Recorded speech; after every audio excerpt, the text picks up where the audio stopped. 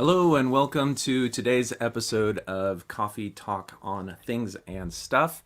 This is Friday, April 10th. It's Good Friday in the year of 2020, and we are still in the middle of the worldwide COVID pandemic, which has caused, nations to respond by implementing a protocol of social distancing, which has really had some serious effects on the economy because people have been required to stay home, to not gather in large gatherings.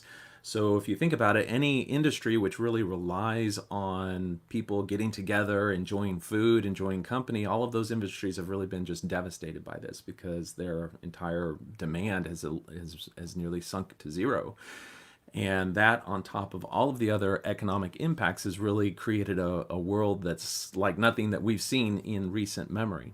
And so, in the midst of all of this, there are, people getting very, very sick and going to the hospitals. Now, the disease itself, an overwhelming majority of the people will get sick and then get better. Some of them may not have any symptoms at all, but they can still be contagious. And this is why it spreads so rapidly. Others will have symptoms, but they'll recover in short order and develop an immunity. But because it spreads so rapidly and there's a percentage of people that will get severely ill and require hospitalization and even intensive care support, it's really kind of a perfect storm which can overwhelm our health system. And we've seen examples of this in other countries. China and Italy are the ones that have really been the lessons learned, where we've seen their hospital resources just completely overwhelmed because the learning curve to implement these sort of social distancing protocols had not happened at that point. And we in America kind of are lagging behind those other countries and are trying to learn the lessons. It's combating a little bit against the independent American spirit, and so there's a lot of controversy over how this gets implemented. Does the government have to crack down in what seems to be an authoritarian way? There's all these different things, but who is going to save us? We've had a number of different people come forward with ways to save us, and I think probably the most dramatic of these is a gentleman by the name of Kenneth Copeland, who has made waves recently with, hold on just a second, let's see if we can pull this up, with a couple of videos where he really puts the disease in its place, particularly in his position as a prophet of God. So let's see here. We've got this very first one. Let's bring it up here. All right, let's see here. So, there's got a bunch of religionists that are showing us how they, as prophets, are able to command the elements and bring healing. So let's take a look at this. If I share my screen, and we will bring up our good friend Kenneth Copeland and see what he has to say about all this. All right, let's see here. Because we have... In the name of Jesus. Oh, thank you, Jesus. Standing in the office of the prophet of God, I execute judgment on you, COVID-19. Oh, Ramash. I execute judgment on you, Satan, you destroyer, you killer. You get out, we break your power, you get off this nation. I demand judgment on you. I demand a vaccination to come immediately. Yes. Hallelujah. I call you done. I call you gone. You come down from your place of authority, destroyer. You come down and you crawl on your belly like God commanded you when he put his foot on your head in the Garden of Eden. You will destroy through COVID-19. No more. No more. No more. It No more. is finished. Finished. It is over. And the United States of America. All right, that was amazing. I mean, have you ever seen a prophet of God exercise his power with such authority and, direction? But we have a way to check and see the impact of this. So this was, let's see, he did this on March 30th.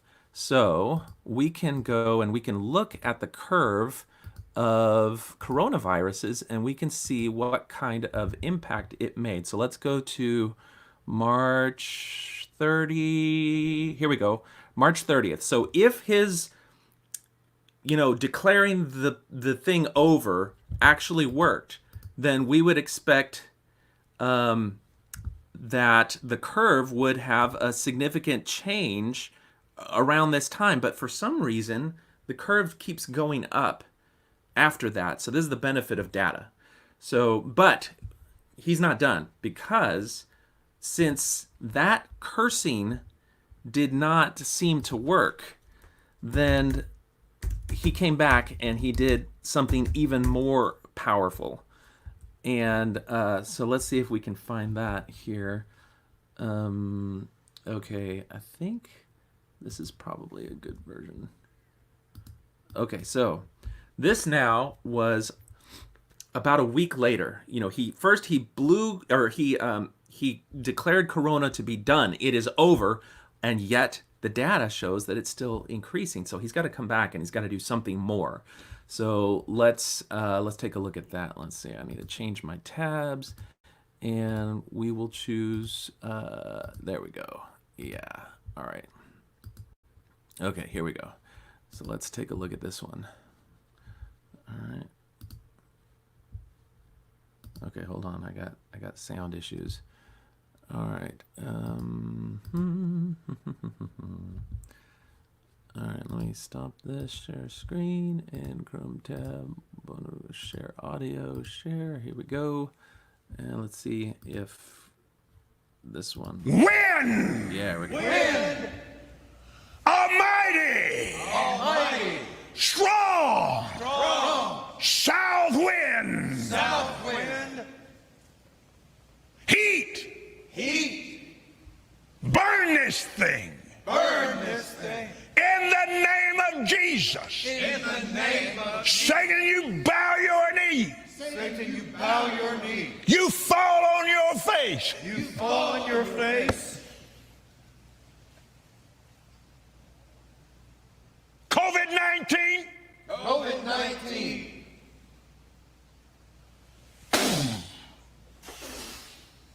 I blow the wind of God The wind of God on you.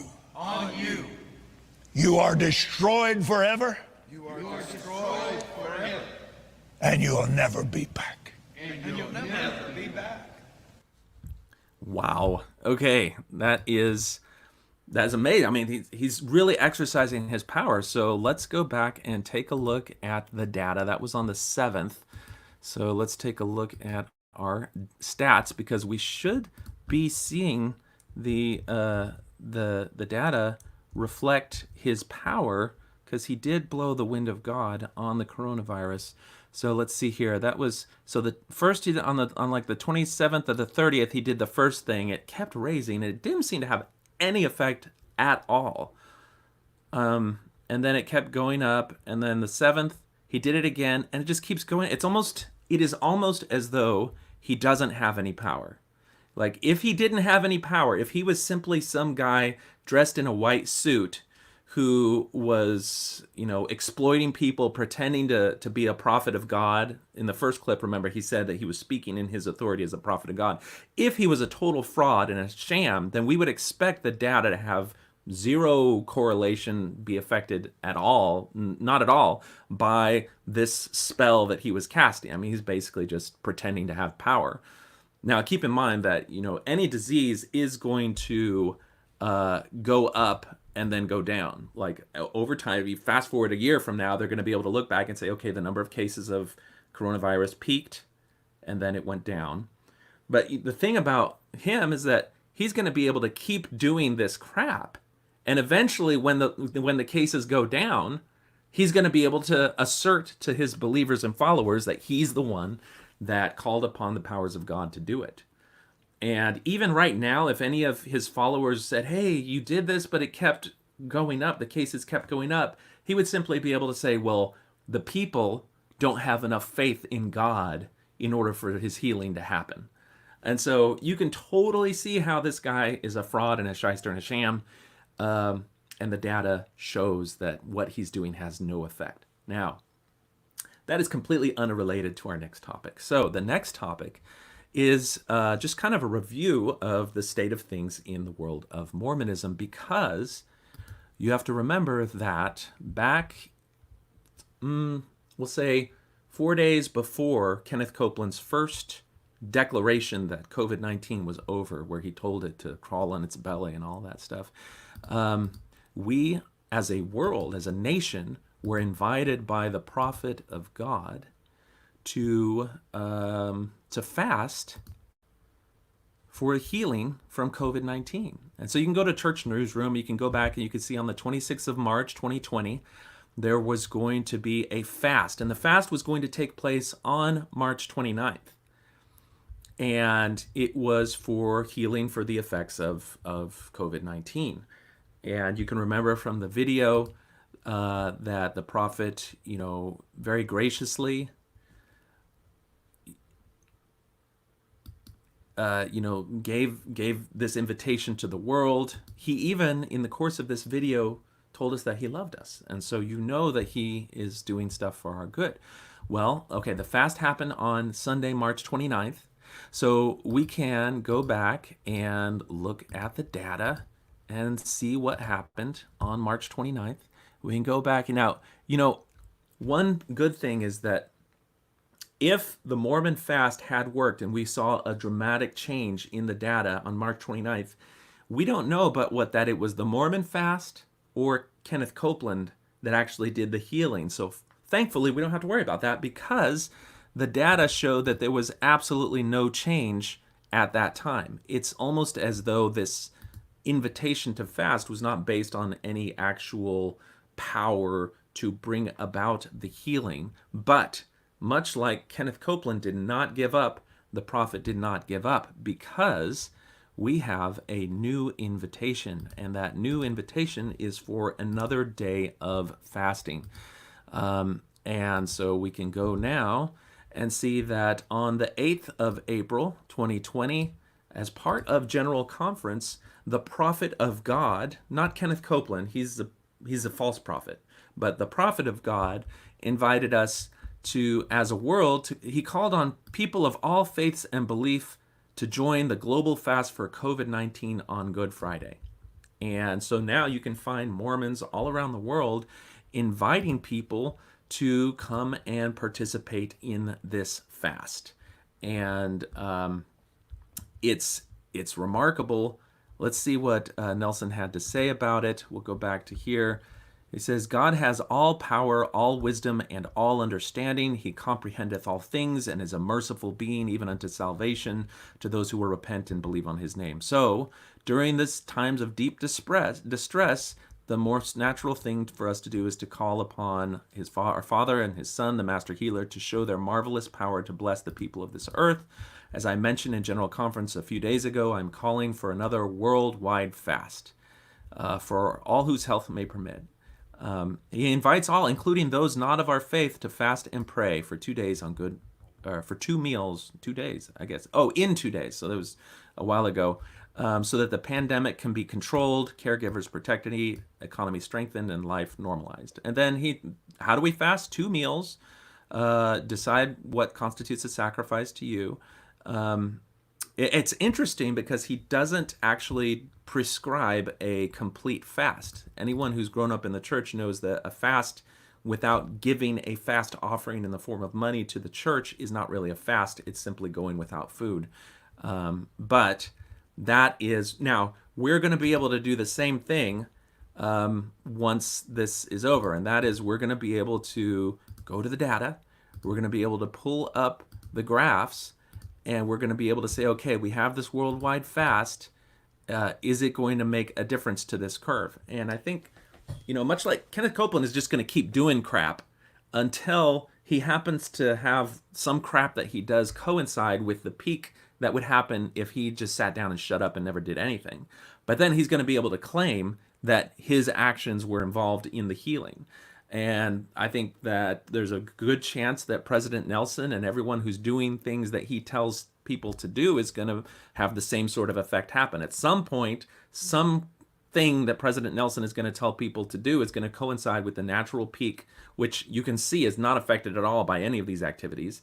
And then they're going to misattribute the change in the progress of the disease to the prophetic action rather than actually, any normal natural progress of any disease that surges, peaks, and then declines.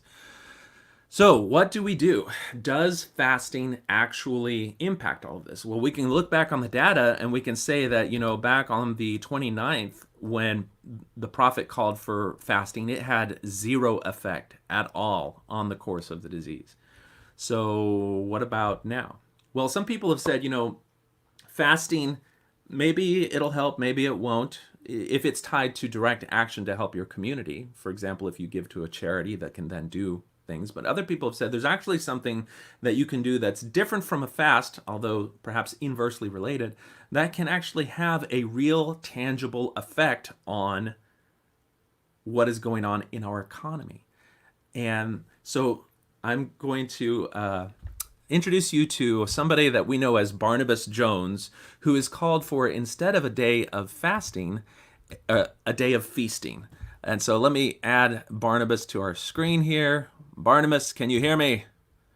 I can hear you. Unmute now. I can hear you. I can hear you. All right. Okay, so Barnabas Jones, tell us a little bit about your day of feasting and how you conceived it and what it actually represents. Well, can I call you to repentance first? Oh, great. What did I do? First of all, Kenneth Copeland is not a prophet of God, and you kept talking to him about him as a prophet of God. He is not. He needs to be called to repentance. He is not a prophet of God. We know that the only one true prophet of God is the one who has had the keys of the priesthood passed down to him through all generation of time, and we can follow that path. We can follow those keys from the prophet Joseph Smith. All glory to be his name. Hold on. Did you not listen? In that second thing, he said both the words mighty and strong in what he was telling COVID-19.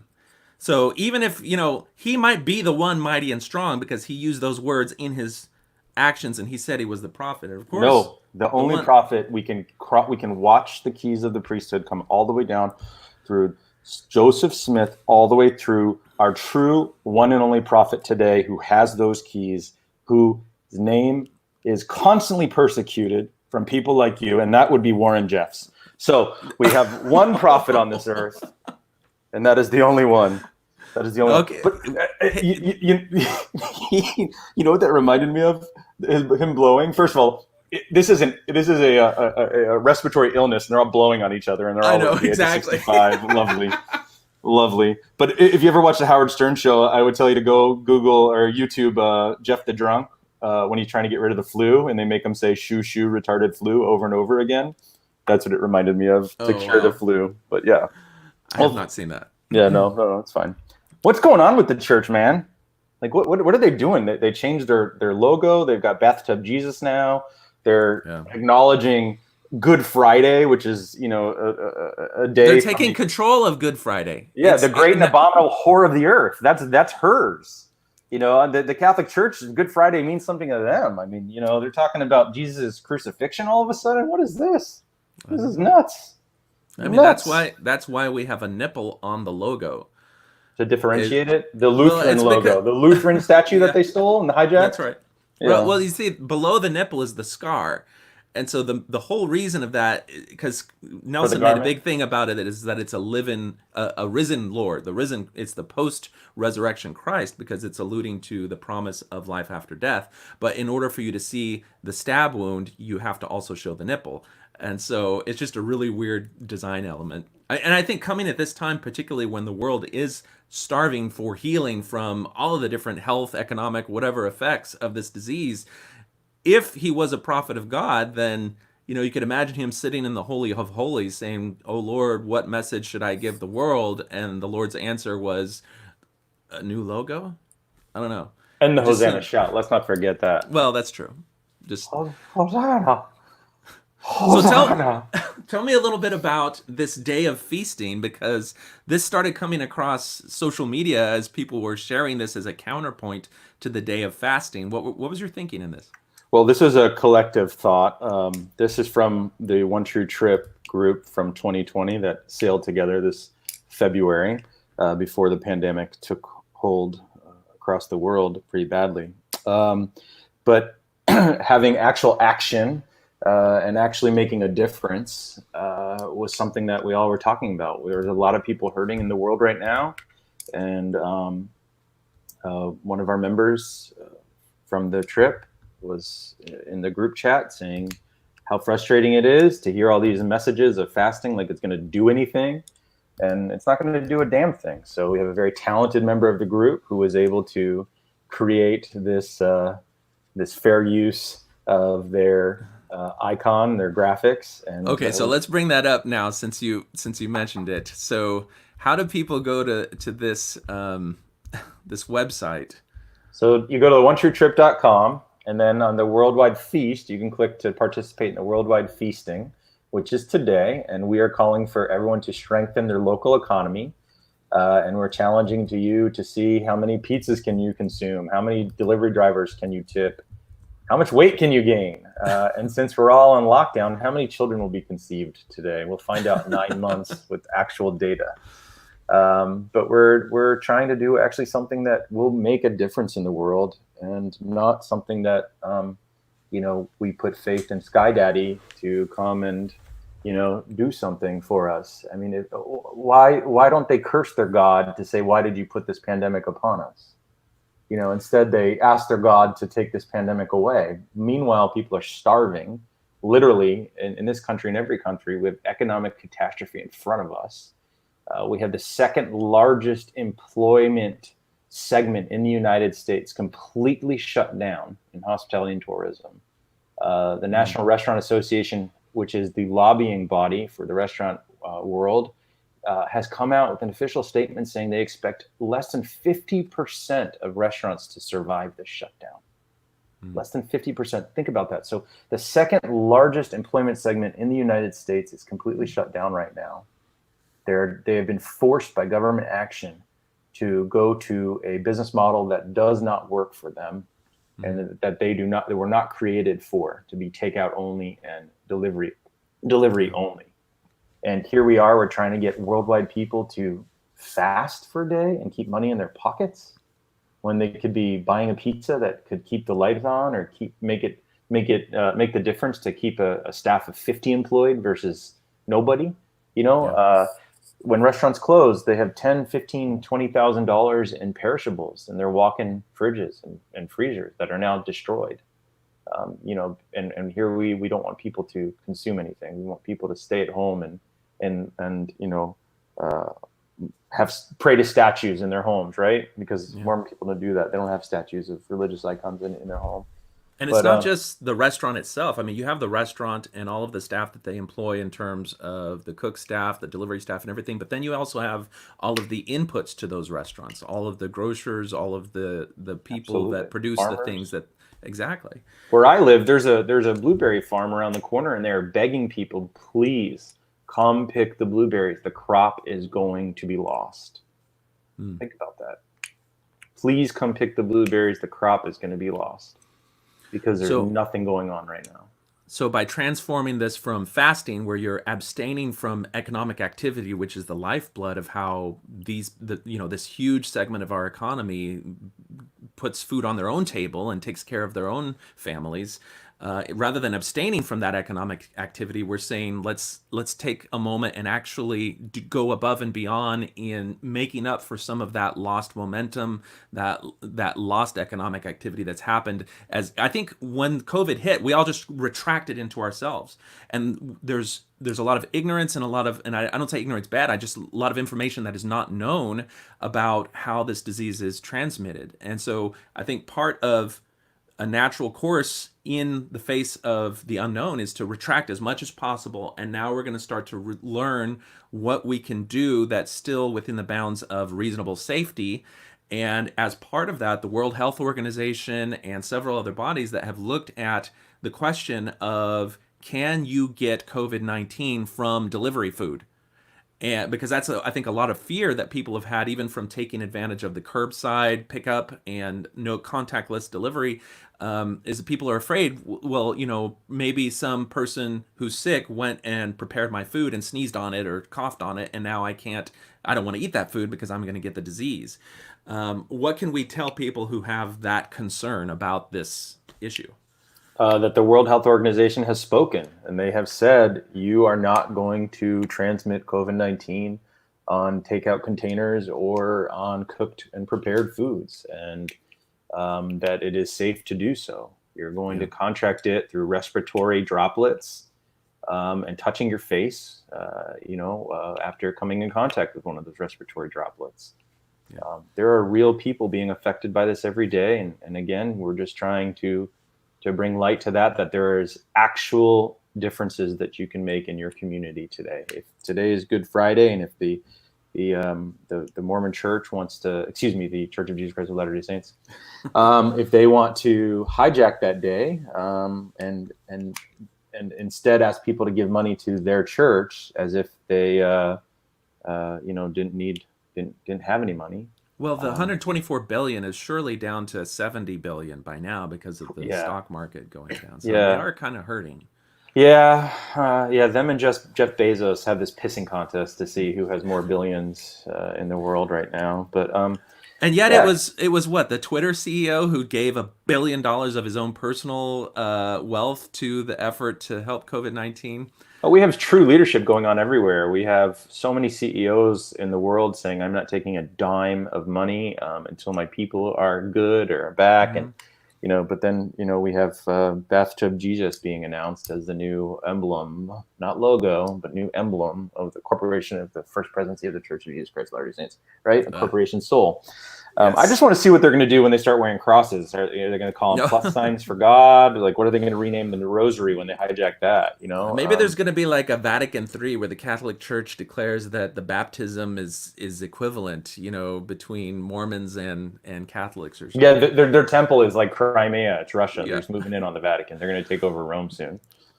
I don't know. But so now for worldwide feasting, if people want to get involved on this, I think there's two fronts to it. There's number one, the actual doing of it, but number two, let's get the word out about it. So if you want to, what should people do? So they should go to the website, click, and that's onetruetrip.org.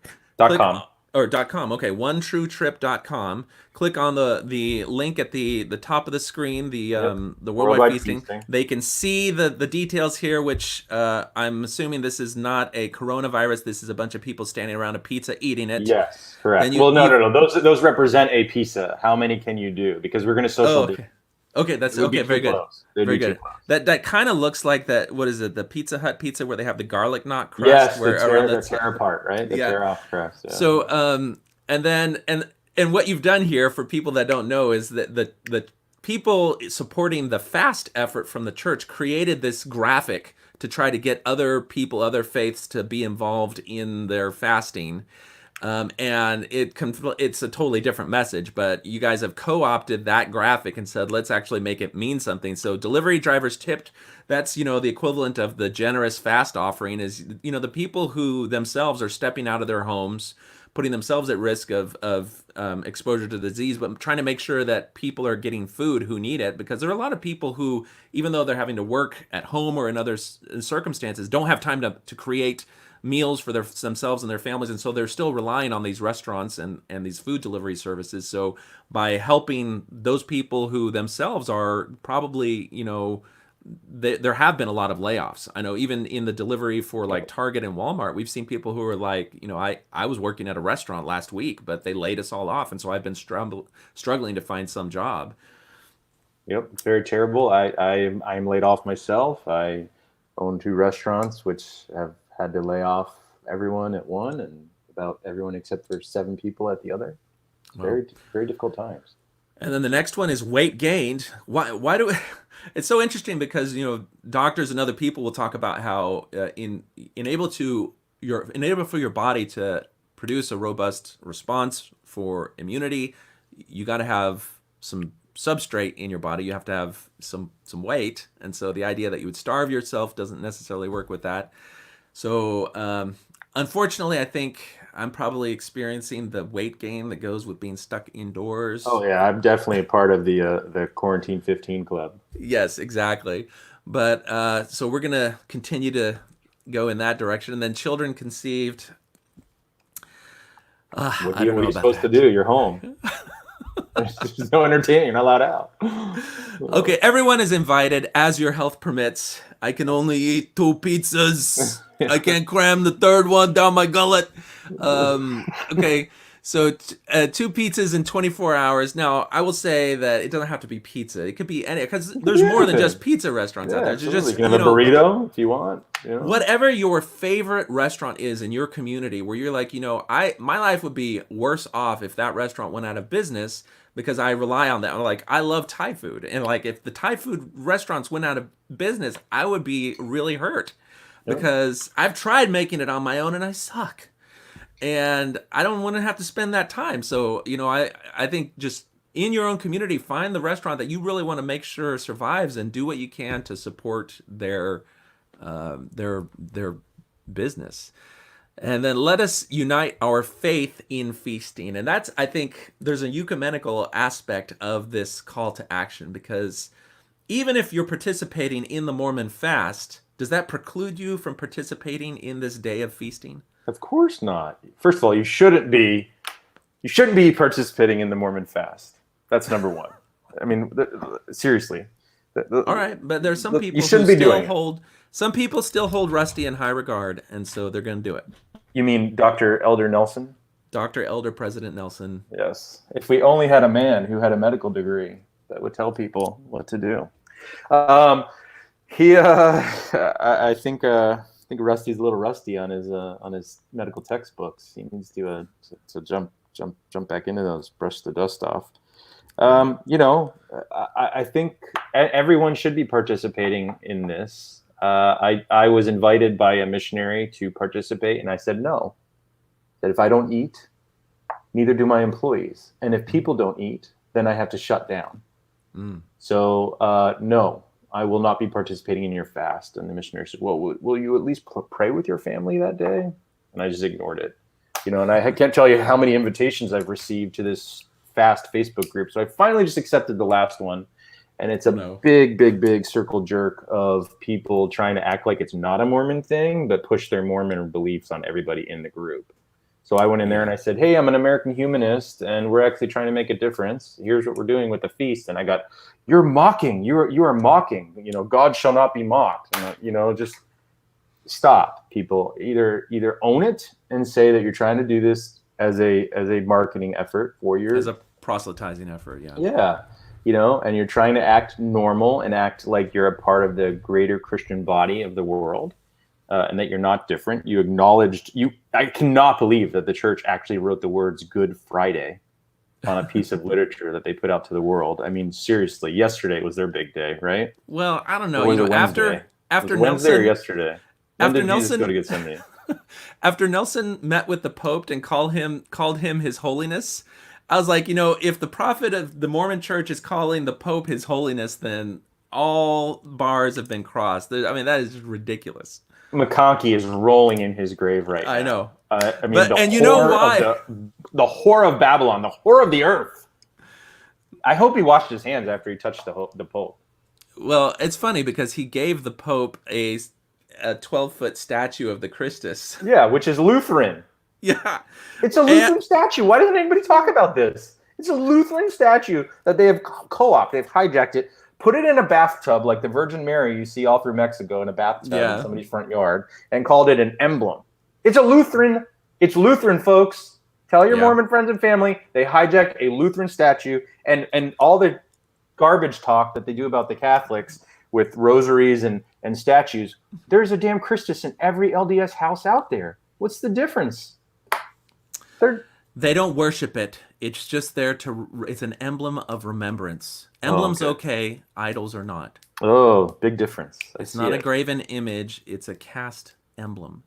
Oh, and you can get it for about $18.95 at Deseret Bookstore. We know because the prophet picked one up before he gave it to the Pope.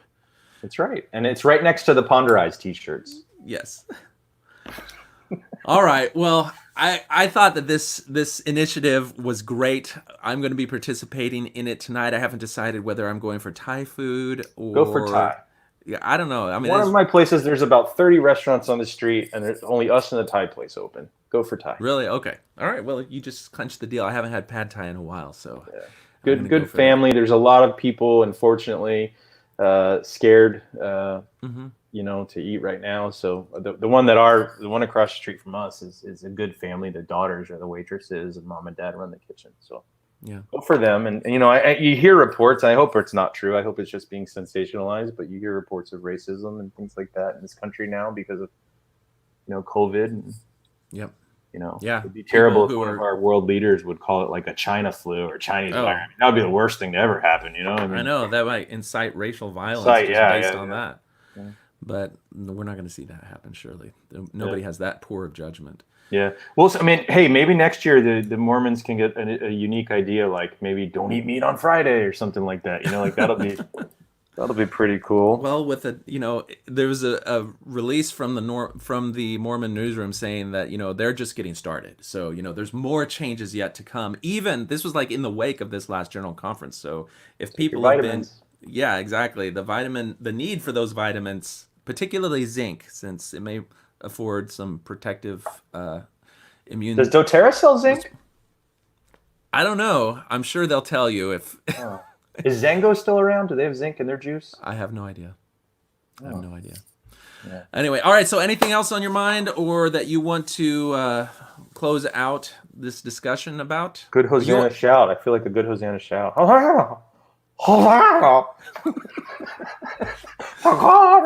just have to keep it in unison, unlike Oaks. Right now? What are you doing? I was. Just like Oaks, you have to keep it in unison. He was left shark. Yeah. What do you think? Do you want to take a call? Sure. We can open up phones. We can. Let's see. All right. Let's see. Comments, banners. All right. So if you would like to call and talk to Barnabas, you can call 422-2222. Hold on. I got to change the way this works. I need to make it so it's not a scroll. So boop.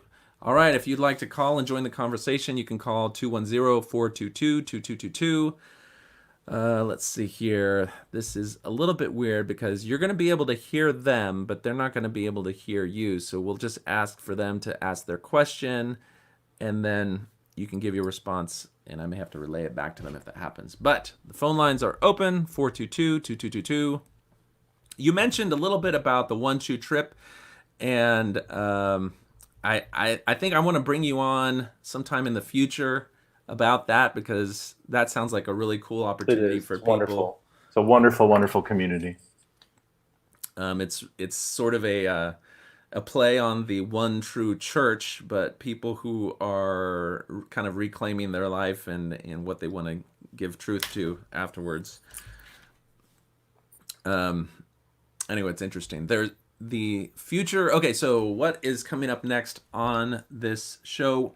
After we get done with Barnabas, we're going to talk a little bit about a post that was recently made in the Faithful LDS subreddit by an individual who himself underwent electroshock therapy for conversion for feelings of homosexuality and how they felt about it. It's interesting to read his account. Yeah, it's interesting to read his account, but it's even more interesting to look at how the people in that Faithful subreddit respond to his account, because it reveals a little bit of their own thinking in it. So we'll take a look at that in a little bit. If we don't get any calls, we'll say goodbye to Barnabas and move on with that, because I know you got stuff to move on to in your own vocation.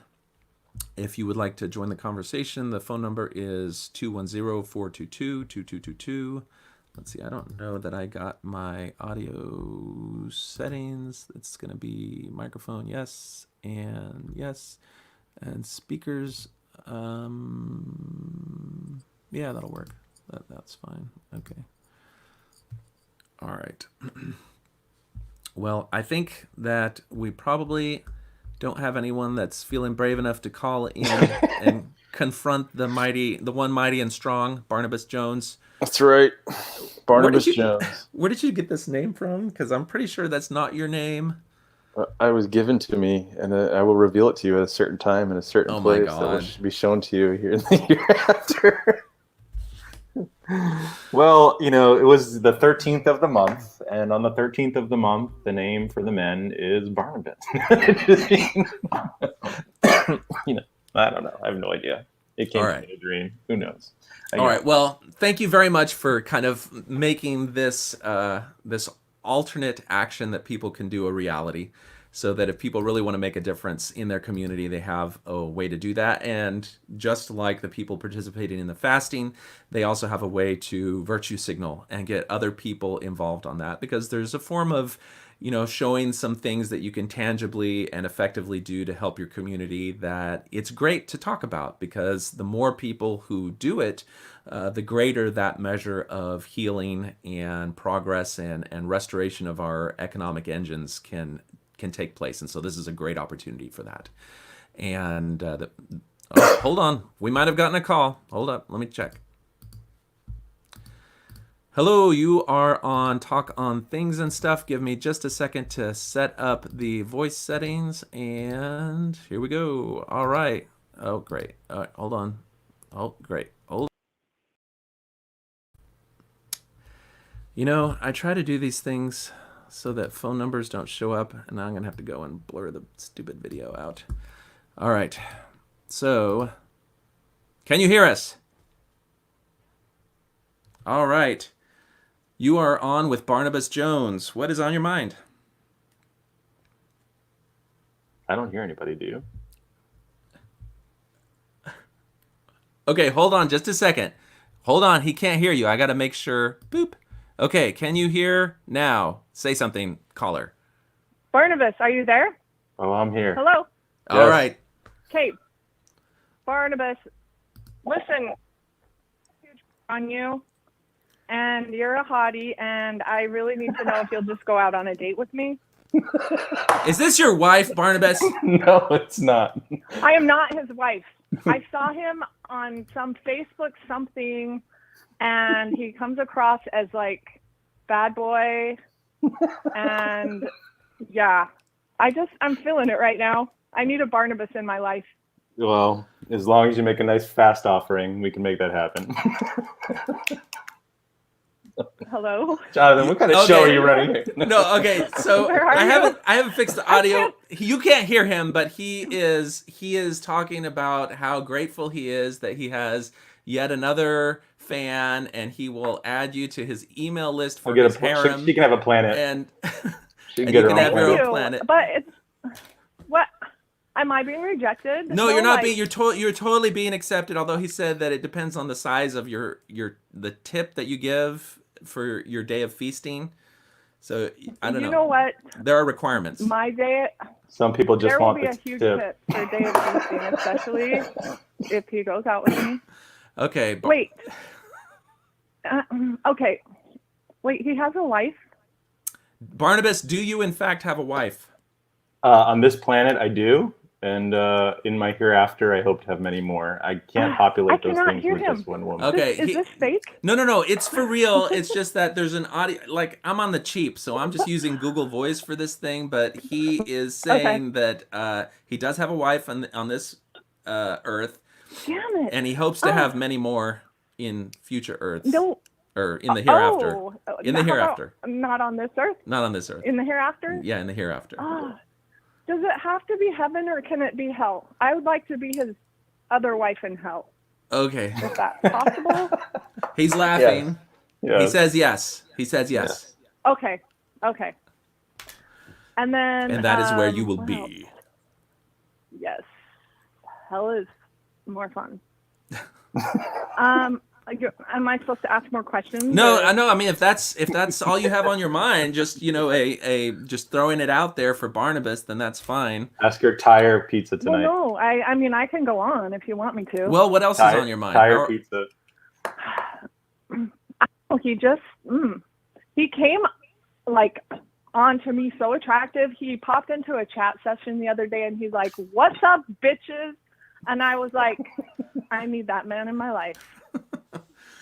Well, that's I'm glad that he was able to press the right buttons. Yeah. He's quite a character, quite a personality. It's so weird that I can't hear him. Yeah, well, I apologize for that. I wish I could find a way to fix it, but I haven't yet. Okay, well, send my love to him and kisses. Ask her if she knows how to make bread from prairie wheat. We're going to need it on our walk to Missouri. He wants to know if you know how to make bread from prairie wheat, because on the walk to Missouri to Adam-on-Diamond, he's going to need that skill, so that might, make you a little bit higher on the priority list. For second life. Hell no, I am not a bread maker. Oh, no. She's just a baby maker? She a baby maker only? No. Tell him to go F off. That is so offensive. Okay. I will not make bread. You said the wrong thing, Barnabas. How's her uterus? Does it work? I will not make bread. But I will take him to bed. Oh, okay. Not bread, bed. Okay, well, he's asking since you're not a bread maker, if you're a baby maker and whether your uterus works. I don't know. That sounds a little sexist to me as well. But I have a priesthood. You know what? It's not sexist. I have a very well working uterus. Yes, I do. Okay, so absolutely. All right, the answer is yes, Barnabas. Even though I know you can hear her, Barnabas, she can't hear you. All right. I can't hear you. That's so jippy. I know. I'll find a way to fix it. I just had an idea of how I could potentially fix that in the future, but we'll see how it goes. Okay. All right. Thanks for the call. Okay. Hey, yeah, no problem. All right. Love you, Barnabas. I love you too. He loves you too. All right. Bye now. I had no idea that you have such a following, Barnabas. I thought it's the priesthood. It's my priesthood power. It must be. All right, so, we almost booted you off before we got that call in. So now we're going to do an extended goodbye in case anybody else wants to call in. What is this with you popping in internet chats? Are you a troublemaker online? Do you just show up and start? Some may say so. Talking smack at different places? This isn't New Name Noah, is it? Secretly under a different name. No, he is my idol, though. He's one of my heroes. As are you, John. Well, that's very kind of you. You don't sound quite as snarky as New Name Noah does. It's early in the morning. Oh, okay. I'm still in my PJs. Right. Well, thank you very much for stopping by. I think we're going to go ahead and close out our conversation with Barnabas Jones. And make a difference. Participate in the feast. Make a difference. Absolutely. Participate in the feast. All right. Thanks for talking with us. Back. Talk to you soon. All right, we'll definitely have you back soon. Sail with us, John. I want you to sail with us. It sounds like a lot of fun. So is the cruise line industry even going to exist after all this? It will. It definitely will. Are we going to bail them out even though they're not American No, we're not companies at all? Whatsoever. No, okay. Saudi Arabia bailed Carnival out the other day. Oh, really? Okay. Yeah. All right, then. All right. Take care. All right. Have a good day. Thanks, everybody. All right. So that was fun. All right. I think I just figured out in my brain how to fix the call issue because I ran up against that with Bill Reel back in the day. But let's see. All right. So next subject. Let me close out some of the stuff that we've already finished. Just want to, we're definitely in a future episode going to look at that curve of the coronavirus, and we're going to figure out if this second fast had just as much of an impact as the first one, because chances are it will have had the same sort of impact that Kenneth Copeland's blowing the breath of God against the coronavirus had. And that's a big fat nothing burger. But speaking of burgers, if you guys can take advantage of today to do the day of feasting, then you can actually make a real difference for perhaps the economic curve that you might look at. Okay, so next subject is going to be a post that recently came across on the Latter-day Saints forum. Now, one of the things that I do just to try to be on top of what people are talking about is going and reading through posts on the Faithful Reddit, and it's called the Latter-day Saints Reddit, and it's if you go to the ex-Mormon Reddit, pretty much anything that you post that's not doxing someone or outright vicious is allowed. The discussion is remarkably open. If you go to Latter-day Saints and you try to post anything that is not faith promoting, chances are it will immediately, if not subsequently, be taken down. And this post was made, and he kind of acknowledged that it's probably going to get deleted because it talks about a corner of Mormon history that is embarrassing for the church. But because he did it in a faith-promoting way, I think they have allowed it to stay up. So I want to bring it up and actually read it so we can get a little bit of what it is about. So let me just bring that up here. And let's see what we can do. Okay, I'm going to do some modification to how my screen looks so I can try to actually do that. That works pretty good. And we're going to go and increase the size of the text. Okay, so this was posted 14 hours ago. It's on the Latter-day Saints Reddit, which is the Faithful Reddit. And its title is Electroshock Therapy for Same-Gender Attraction, BYU. Now, for those of you that aren't familiar with the issue, back in, I think it was the 70s and 80s, the psychology department at BYU was participating in a sort of non-evidence-based fad among therapists to try to alter somebody's behavior by doing a form of aversion therapy. And so you could identify, the belief was that you could identify a behavior that you did not want to have, and then you could expose a subject to stimulus related to that behavior and associate it with a negative stimulus, whether it was a sensation of shock by electricity or the sensation of nausea. And that by doing this repeatedly, you could change the thought processes in their head. So the idea was that you would take people who did not want to have feelings of homosexuality, and you could subject them to both homosexual and heterosexual visual stimuli. And then if they started responding in a sexual way, then when I say that, I mean that they put pressure sensors on the penis so they could identify when an erection was happening. And if they started responding, then they would subject them to the negative stimulus, whether it was something that could induce the sensation of nausea or something that produced an electric shock. Now, looking back on that type of idea from here in 2020, it seems absolutely horrific. It's tantamount to torture. But you have to remember, but back then, that was the thinking, that there was this behavior that could be modified through stimuli in this way. Not only that, but they still had a concept of consent back then. And so people who engaged in this therapy had to volunteer to do so. They weren't dragged out of their homes for the most part. There's some stories where there's non-voluntary conversion therapy that happens.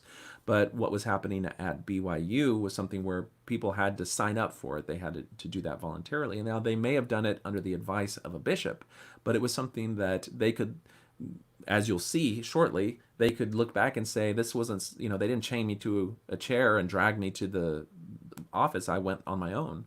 And so it was voluntary. And so we can talk a little bit about the nature of what it means for something to be voluntary and the nature of consent, but that will follow this. So let's take a look at what we have here. So Let me change my... I guess that's how it's going to be. Okay. Electroshock therapy for same-gender attraction, BYU. This might get deleted, so I apologize if this isn't appreciated or wanted here. Forgive me. I want to clarify a few things as someone asked me about my personal experience, and I wanted to finally really share some of my personal experience and how it actually brought me closer to Christ. 1. Yes, I did electroshock therapy to cure me from same-gender attraction many years ago. 2. No, I was not forced to do this by the church. I was a member who did this, and it was attached to reparative therapy, but it was something I had asked, begged for. My LDS social services therapist was hesitant. I was desperate for change. 3. It wasn't that painful. It's not a walk in the park. Very minimal scarring after over 25 years. Electrodes were not attached there, but close. They're implying they weren't attached to his genitals. 4. I could have ended it at any time. It was 100% my choice. I had complete control the entire time. 5. It did not work. I was never told it would 100% work or even 10% work. It was my last-ditch effort. 6. I'm thankful that I went through with it. 7. This did not affect my testimony. It actually helped in a strange way. When I left the church for 20 or more years, this had nothing to do with it. I'm back, though not rebaptized yet. I've had time to really think about it and process it, and in the end, it brought me closer to Christ. It taught me that this is something he knew and understood about me and still loved me. I am not broken. I do not need to be fixed. I do, however, need to cling to him, his example, and his love. There's a lot out there about this part of the history of BYU and the church, which I don't think is fair to BYU or the church. I've read a lot of accounts, and they all vary in some detail. I don't discuss this often, if ever, as it wasn't a great time in my life. Not to do with the electroshock therapy, but everything during that time. But I don't think the way some are portraying it is fair to the church. That's why I'm posting this now. Edit. This is an update that he added after the discussion. I'm not implying anyone is lying about their experience with electroshock therapy. I wasn't there for their experience. I only know mine, and that it was 100% a choice I made. When I say the way some are portraying, this is what I am referring to in that sentence. And I think he added that caveat because there are people who talk about the horrific effects of their experience at BYU undergoing this form of therapy. So this post brings up some interesting questions, particularly around the subject of what is the nature of consent, what constitutes consent, and how do we frame our decisions and our voluntary actions in a setting of deception, indoctrination. The people who are Jehovah's Witnesses, who themselves are ill or who have family members and loved ones who may, for example, get into a car accident, lose large amounts of blood, and then the surgeons come to them and say, your son is going to die if we don't give them a blood transfusion. Do we have your consent for a blood transfusion? And the Jehovah's Witness could say, and they're not being forced by anyone, they could say, no, I'm a Jehovah's Witness, and we believe that taking blood is a violation of Jehovah's commandments for us, and so I'm going to withhold life-saving blood from my family member. And they could look back on that event and say, I was not forced to do that. It was 100% my decision. But if you broaden the picture and look back on that event and see that the inputs that went into the person who made that decision were themselves manipulated through deception, through false claims of authority, through accompanying messages that if you choose anything other than what they direct you to choose, then you place your spirit in jeopardy. then you can see that the notion of consent simply representing somebody verbally agreeing to something is too limited for a real treatment of what is involved in such a decision. You have to look at the nature of the information that is given. You have to look at information that is deliberately withheld that would be pertinent to making that decision. There's a whole wide variety of things that you need to examine. And I think that's part of what's important about this discussion. But before we get into that, let's take a look at some of the responses that this individual got in the Faithful subreddit, because they talk a little, I mean, it says a little bit about the nature of how believing Mormons see this issue. Okay, so we have them, we're sorted by best, so we're seeing the ones that are considered the most valuable comments in the subreddit. First one says, interesting. Although I'm against any conversion therapy, it's good to get different angles. For me, it's like when there are good personal accounts of the 1800s polygamy. Some women had the opportunity to go to school and have children because of polygamy. Although I'm not going to be for conversion therapy in any sort, it's good to hear an account that is different from others. Thank you. And I think what is particularly appealing to believing members about this is that he has articulated a perspective which seems to give the church relief from the accusation that they are, forcing people into hurtful situations. He chose it. All right. Mother Nerd 42 says, I love the quote, I'm not broken, I do not need to be fixed. We all just need to be closer to Christ and hear him no matter our problems or pains. Now, it's interesting that even in this very rigidly controlled Mormon subreddit, they are saying things that are antithetical to what the prophets themselves have said. If you just go back to the April 2020 General Conference talk given by Dallin H. Oaks, he talks about how, people who, he dances around the subject of homosexuality. He just refers to it as part of any violation of the law of chastity. But he talks about how, in the time after this life and before the judgment, that's where things can be repaired or fixed. And he uses some language that is indirect, but the message that people who are struggling with the faith want to try to frame adherence to Mormon theology with their reality as homosexual individuals would interpret his comments to be that if I can just endure to the end in this life, follow the law of chastity, and not engage in any sexual activity with people who may be the object of my desire, then after this life, everything will be made right, i.e., I will be fixed, and the homosexual thoughts and attractions that I'm experiencing will go away.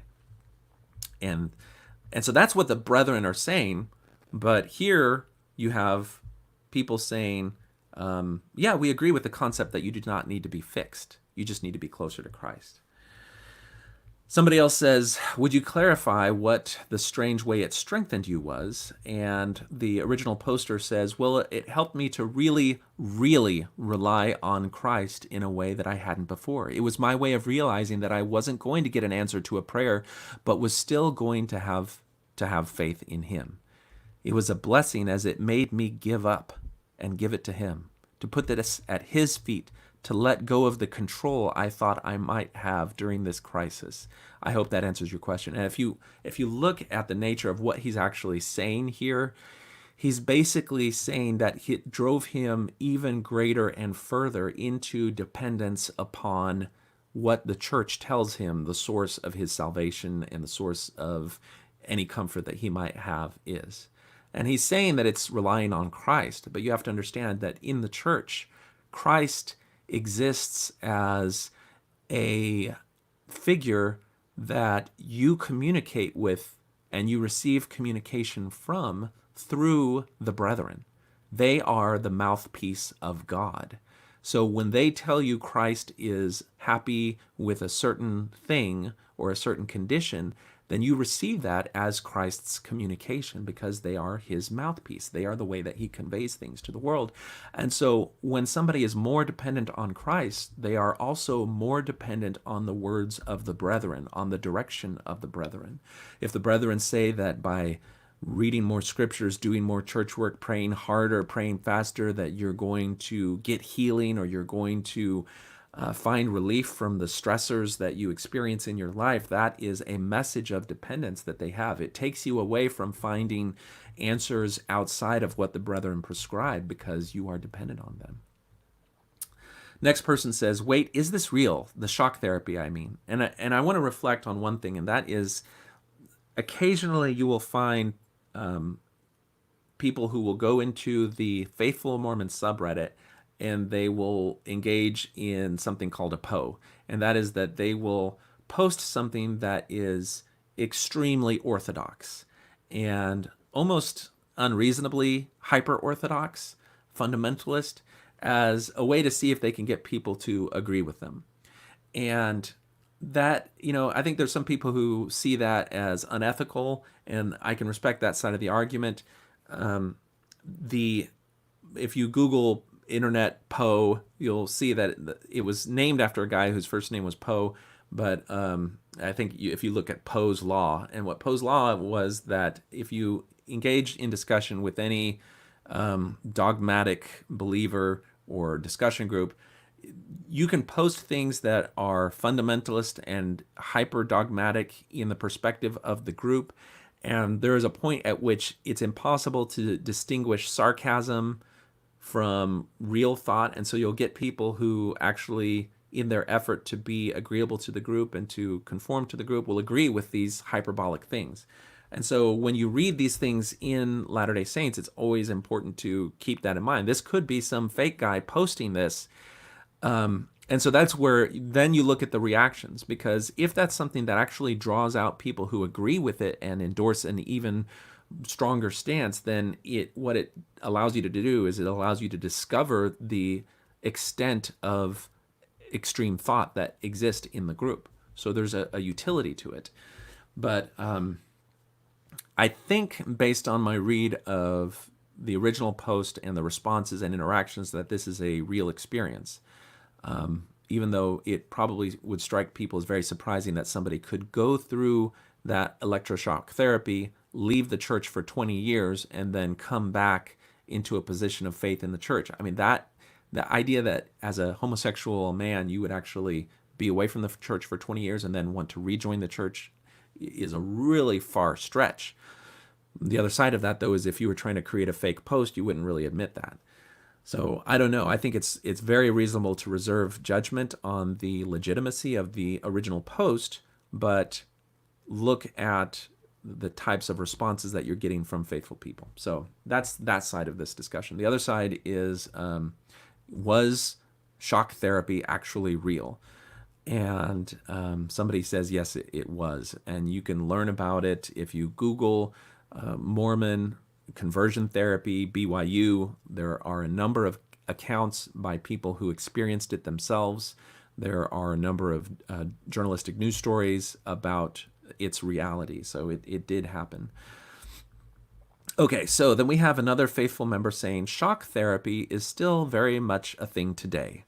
The weird thing is that it is actually shown to work, not just for turning someone straight. It does help with severe depression and a couple of other conditions. And then they link you to a Mayo Clinic test/procedure. And I think this is something that's an important distinction to make. And that is that this believer is equating aversion therapy with electroshock therapy. And you have to understand these are fundamentally different things. So aversion therapy, which I described before, which involves subjecting someone to a stimulus and then pairing that with a negative accompanying stimulus of nausea or electrocution. That is an attempt to rewire somebody's brain through association. Now, what they're talking about, ECT or electroconvulsive therapy for treatment of depression, is actually a procedure that's reserved for people who have extreme forms of depression, where they are either catatonic and not moving at all, or extreme forms of suicidality that are not amenable to any other form of therapy. And that is not for changing people's associations with negative association. They actually place them under general anesthesia where they are completely unconscious. They do not remember, they have no memory, and they don't experience any pain as a part of the therapy. And then subjecting the brain to very calibrated and controlled exposures of electrical current is not for the purpose of providing a negative stimulus. It's for the purpose of kind of rebooting electrochemical signals within the brain that are involved in the hormone secretions that other medications promote or stimulate when you talk about serotonin uptake. And it's not something that is meant to, through negative association, change how a person views things. It simply jumpstarts certain types of electrical and electrochemical activity within the brain. You can read more about it. Even if you click on this link to the Mayo Clinic, they talk about what electroconvulsive therapy is, and you can see that it's very different from the type of aversion therapy that was used to try to change people from being gay. And so the fact that ECT is accepted and there's evidence about it for the treatment of depression does not allow faithful Mormons to say that that then means that their attempts as aversion shock therapy at BYU are somehow justified. But that is the underthread of this particular comment. Also, the statement that ECT has actually been shown to work is it's a misattribution. It's shown to work for treatment of very select patient populations in severe depression, but it has nothing to do with somebody's alignment in terms of homosexuality. Okay. All right, so somebody says, interesting, thank you for posting this, thank you for sharing this experience. When did this occur? He's not putting a time frame on it. Somebody else says that that type of conversion therapy was happening at BYU between the 1960s and 1980s.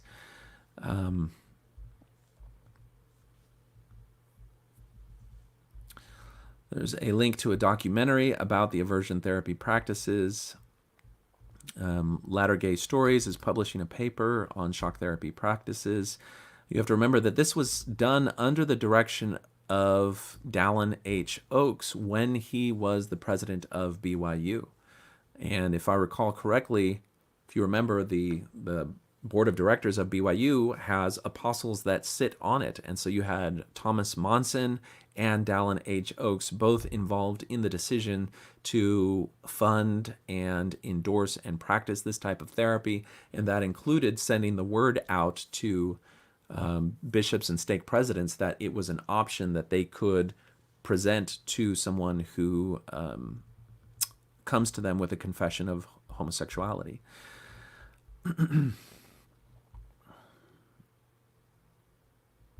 All right, so let's see here. I'm super impressed you even came forward with this. Also, way to go in hanging on to your testimony. We're proud of you and super glad to have you back.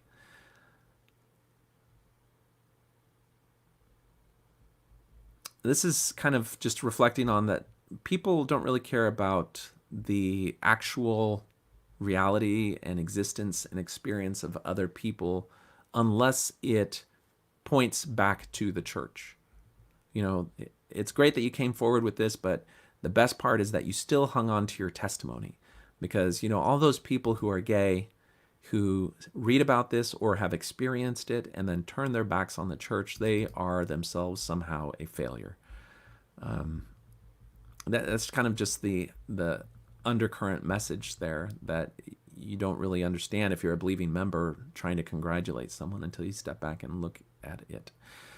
Sorry to hear you ever felt broken enough to think that it was necessary. It was wrong for BYU to do that, plain and simple. You fortunately came out stronger because of it, but many didn't. And the response was, it got me through a really hard time, very suicidal. This gave me hope long enough to live through it, so perhaps that was the reason it saved my life. Hope can do that. And the thing here that they're missing is that the entire message that he received about how broken he was and how they needed this type of therapy was informed by the church. And it was only informed and accepted with the degree of strength that it would have been because of the notion that the men who informed him of his broken state spoke for God. Because if they, if you take somebody who was going through the experience of being homosexual and you take away somebody who's telling them that they're broken and doing it with the authority of God, if you take that out of the picture, then it empowers them to look at their own life experience through a lens that is open to other ways of acceptance. And so while there was a broader national discussion about the morality of homosexuality back in that time, there were also voices that he could turn to which carried messages of acceptance. But he was closed off from accepting those voices because somebody who had the strength of being the spokesperson for God told him that he was broken and that he needed to be fixed, and that finding peace with himself was not an option that he could do and remained in good standing with God. It's kind of a layer of deception that's over this entire picture. You just have to step back and say, wait a second, if these men don't actually speak for God, if they have no actual thumb on objective truth, then the entire notion that I was broken in the first place was wrong. And so my desire to even undergo that therapy was fueled by falsehood. And so the hope that I'm clinging to right now would have disappeared because I had no need for hope. All I would have had was an acceptance of who I was and a way of looking at my life through the same degree of hope and aspiration that anyone else would have. I could pursue the object of my interest without the idea that I was shameful for doing so. So this brings up, though, an important concept that I haven't had a chance to talk about for a little bit, but while I see if I can bring that up, I'll go ahead and open phone lines. If you would like to join the discussion and perhaps talk a little bit about how you see this particular thing, you can call 210-422-2222, and we will see what you have to say.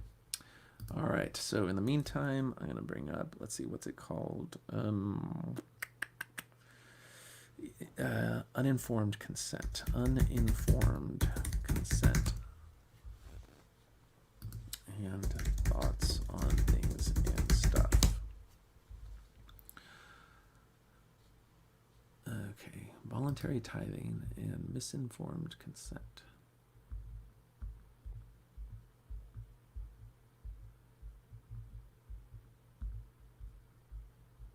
Okay. That's interesting. All right, I think if there are no calls, we can go ahead and move on to this subject. We are at an hour, and let me just make sure I'm not missing any messages that are main problem. Okay, and I think I'm good there. Okay, so I hadn't planned to do this, but I'd like to revisit it because I think it's relevant to what we just talked about in terms of consent. Let's go ahead and pull up. So a few years ago, there was a court case that was brought in England about the church. And they tried to get the church to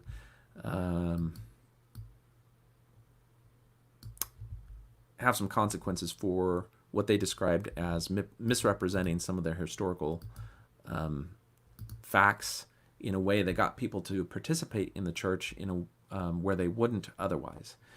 And it provided, I think, a substrate for some interesting discussion that we'll see if we can take advantage of now. Let's see here. I'm trying to find. Okay, yeah, that's pretty good. Okay, so around that time, I created this article called "Voluntary Tithing and Misinformed Consent." And we'll go through this here. So I had not planned on doing another post on tithing. However, an argument has been coming up repeatedly in various threads discussing the recent fraud case, as well as my prior posts on tithing, which deserves some dedicated treatment. The argument is this: tithing in the Mormon Church is completely voluntary. No one forces you to pay tithing, and you determine whether or not you're a full tithe payer yourself between you and God. And you could translate this, to our current discussion. He said that he wasn't forced to go to conversion therapy. He did it himself. So the intention of this argument is usually to demonstrate that there's no coercion or inducement to pay tithing in the Mormon Church. Everyone does so in a completely voluntary manner. What does the church officially have to say about whether tithing is voluntary? Well, one of the most recent statements on the matter was published in the March 2013 Ensign by President, and a quote by President Howard W. Hunter.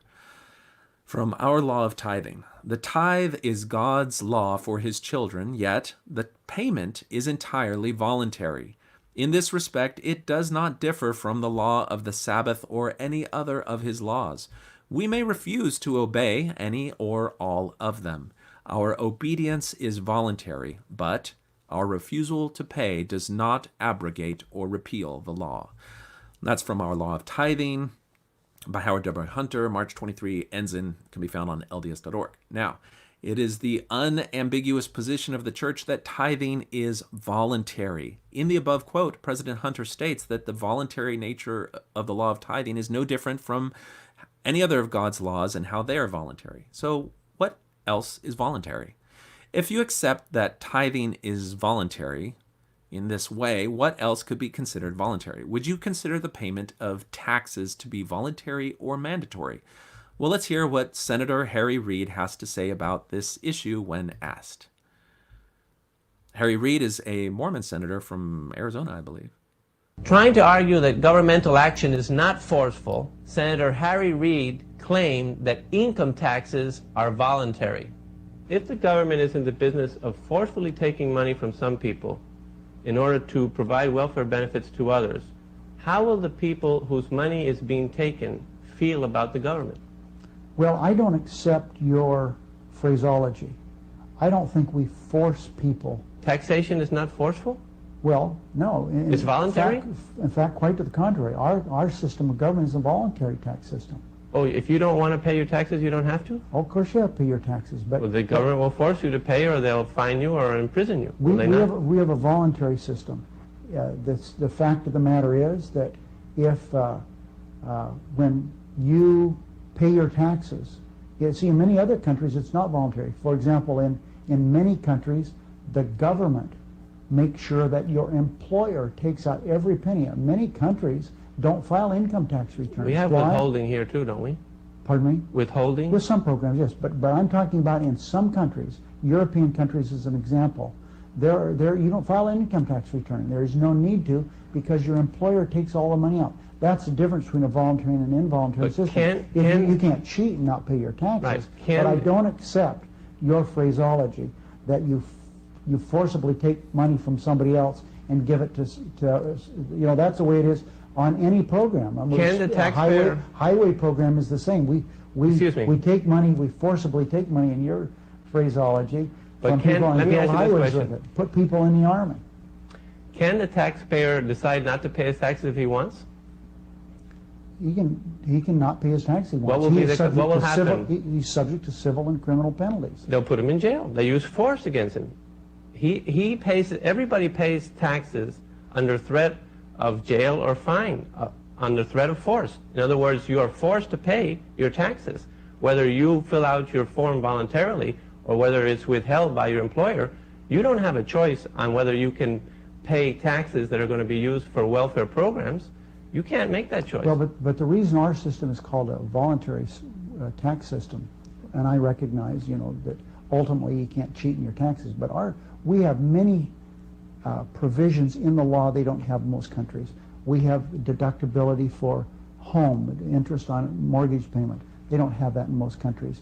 We have deductibility for certain excessive expenses as it relates to health, doctors, hospitals. We have all kinds of tax, some people call them loopholes, but others would call them incentives for people to do business. And that's why you're not forced to pay certain tax. There are ways, if you decide to buy a home. You can decide not to pay taxes in the United States? I mean, I really don't understand what you're trying to get at. What the point of the matter is... Because you objected to my phraseology. You say that the government isn't forcefully taking money from some people to provide welfare benefits to others. And in fact, that's what it's doing, because all taxation is forceful. It's backed up by physical force. If you don't pay your taxes, the government will intervene with you forcefully. So you don't have a choice. It's not voluntary. You can't decide not to pay and not suffer a consequence. If you don't pay, you'll go to jail. Well, so you're forced to pay. You don't go to jail. Some people go to jail. There are all kinds of civil penalties. If you don't pay your tax, you pay interest and you pay penalties. The fact of the matter is, our system is a voluntary system. Okay, so I misspoke. Harry Reid is from Nevada, not from Arizona. But that being said, though, you can see where this notion of whether or not taxes are voluntary or not is one that, in the framework that Harry Reid is talking about, sure, it's voluntary. Yeah, there are consequences if you choose not to do it, but it is voluntary. So let's continue. Tithing is given as a law, just as taxes are given as a law. One may choose to pay taxes or tithing and thus reap the benefits, the blessings of God in the case of tithing, and the blessings of the state and continued freedom in case of taxes. One may also voluntarily choose to not pay tax or tithing. What then would be the result? On such consequences, the church teaches the following. While you are free to choose your course of action, you are not free to choose the consequences. That's from the Strength of Youth pamphlet, as it was previously distributed to youth from LDS.org. In the case of not paying taxes, those consequences would include loss of freedom and imprisonment in this life. In the case of tithing, it is the loss of blessings, celestial glory, eternal family in the eternities, not to mention combustibility at the second coming of Christ. In each case, you are free to choose to comply with the law or disobey. They are voluntary. This is something that defenders of the fraud case must concede. The Madoff deception. One real-world example to demonstrate that even when someone pays money to a third party, and that is voluntary, they may still be the victim of a crime, is seen in the investors of Bernie Madoff. Bernie Madoff was a stockbroker, investment advisor, and financier with impeccable credentials who was successful in convincing thousands of high-value investors to entrust him with their savings. His investment securities business was, in fact, a Ponzi scheme which resulted in the largest fraud in American history, amounting to billions of dollars. Each and every one of his investors had voluntarily given him their money, and yet when all of the facts of his deception were made known, they were all clearly victims of fraud. When deception is employed, the person who voluntarily pays is the victim of a crime. This speaks to how they were framing the case in that in Europe, was that the representations of the church were based on deception, and so the money that they paid in terms of tithing was a form of fraud. Defenders of the church were saying that tithing was voluntarily given, so that no one forced them to pay that, and so that was the defense at the time. A study in Sherlock. In my prior article on LDS tithing, cheer versus fear, I described how the threat of loss of celestial glory, eternal families, and burning at Christ's return are employed in warning members of dangers of non-payment of tithing. If such threatening negative consequences are employed, can the payment of tithing still be considered voluntary? A recent story in the popular BBC drama Sherlock may be illustrative. Sherlock is a modern retelling of the classic Sir Arthur Conan Doyle character's adventures. Spoilers follow, so if you haven't seen it yet, you might skip this section. In the episode A Study in Pink, a series of murders takes place in London with no apparent connection or sign of struggle. After much investigation, Sherlock is ultimately lured by the murderer into an empty building where he confronts Sherlock with a dilemma. The murderer presents each of his victims with 2 pill bottles, each containing a tablet. One of the tablets is a poison which will kill them peacefully, and the other is an inert tablet that has no effect. The murderer states that his victim gets to choose which tablet they will take. Upon further analysis and deduction, Sherlock decides that his best course of action is to use his free agency and not play the game at all. To this suggestion, the murderer introduces what the resulting consequences would be by introducing a gun to Sherlock's face. You can choose to disobey, but you cannot choose the consequences. At this point, Sherlock still has, by the standard of the church and Harry Reid, his free agency, and his decision to take one of the pills is completely voluntary. He could choose to take a pill and risk life or death, or he could choose to not play and receive immediately certain death by a bullet. It is still Sherlock's choice. I will not reveal the resolution of this dilemma for those that read on despite the spoiler warning. Sherlock is an excellent series. Definitely watch it. Threats change everything. While some may still define Sherlock's scenario as voluntary, it strains credibility when evaluating notions of free agency. When a gun is in the room, free will goes out the window. This is why people carry guns, to compel others to comply with their will against their target's own agency. A gun is an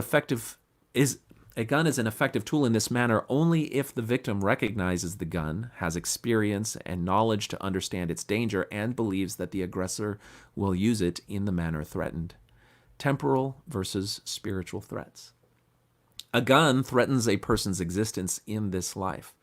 What if the murderer in Sherlock didn't pull out a gun, but instead said that if Sherlock did not choose one of the pills, he would lose God's blessings and risk being burned at Christ's return? This threat would not be effective because Sherlock has no reason to believe that the murderer has any authority to make such a claim. Now, let's change the scenario. Suppose Sherlock is not a genius savant, but instead a lowly church member. And suppose he's in an interview with his bishop. Because his personal testimony has bound him to the church, he believes that the bishop and the doctrine and church authority which grant him that title are real. The bishop tells him that he must pay his tithing or else he will lose God's blessings, celestial glory, his eternal family, and risk being burnt at Christ's return. The very real threat of eternal consequences would then be just as effective in the mind of our victim as a gun, though delayed in its effect. This is because they acknowledge the consequences and believe the bishop, church, and doctrine to be authoritative in describing them. The person's decision to pay tithing can still be said to be voluntary in the exact same manner as Sherlock's dilemma. The threats are simply displaced into the afterlife rather than in the temporal world. Coercion versus sincerity. To the extent that the payment of tithing is done because of fear of the negative consequences, it may be said to be the result of coercion. By definition, such payment is not a sincere expression of a cheerful giving heart because if the threats were not there, the member would not necessarily pay. While those who no longer view the church as a legitimate authority for spiritual matters may look back to their payment of tithing and see only a system of coercion, most members would likely state that they do not pay tithing primarily because of those negative consequences, a softer term for threats. They would state that their obedience to the law of tithing is a sincere expression of their love and devotion to God, and would do it despite any positive or negative promises. The mere fact that it is God's law is sufficient for them to comply. At this point, it is important to examine just how people come to the knowledge that tithing is in fact God's law. If a person chooses to obey such a law, it is because they have been informed of it from a source that they trust. Their compliance with that law is then a voluntary action made out of informed consent. What exactly are the components of such informed consent? And how does the concept relate to the payment of tithing? Now, I think this is where we really get into the meat of the matter with this individual who posted on the Reddit about how their participation in electroshock conversion therapy was something that they chose to do, that they volunteered to do, and that was not something they were forced to do.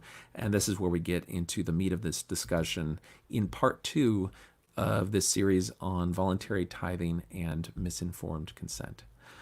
All right. In part one of this series, we explore the question of whether or not a person who enters into an arrangement voluntarily can ever be considered the victim of a crime.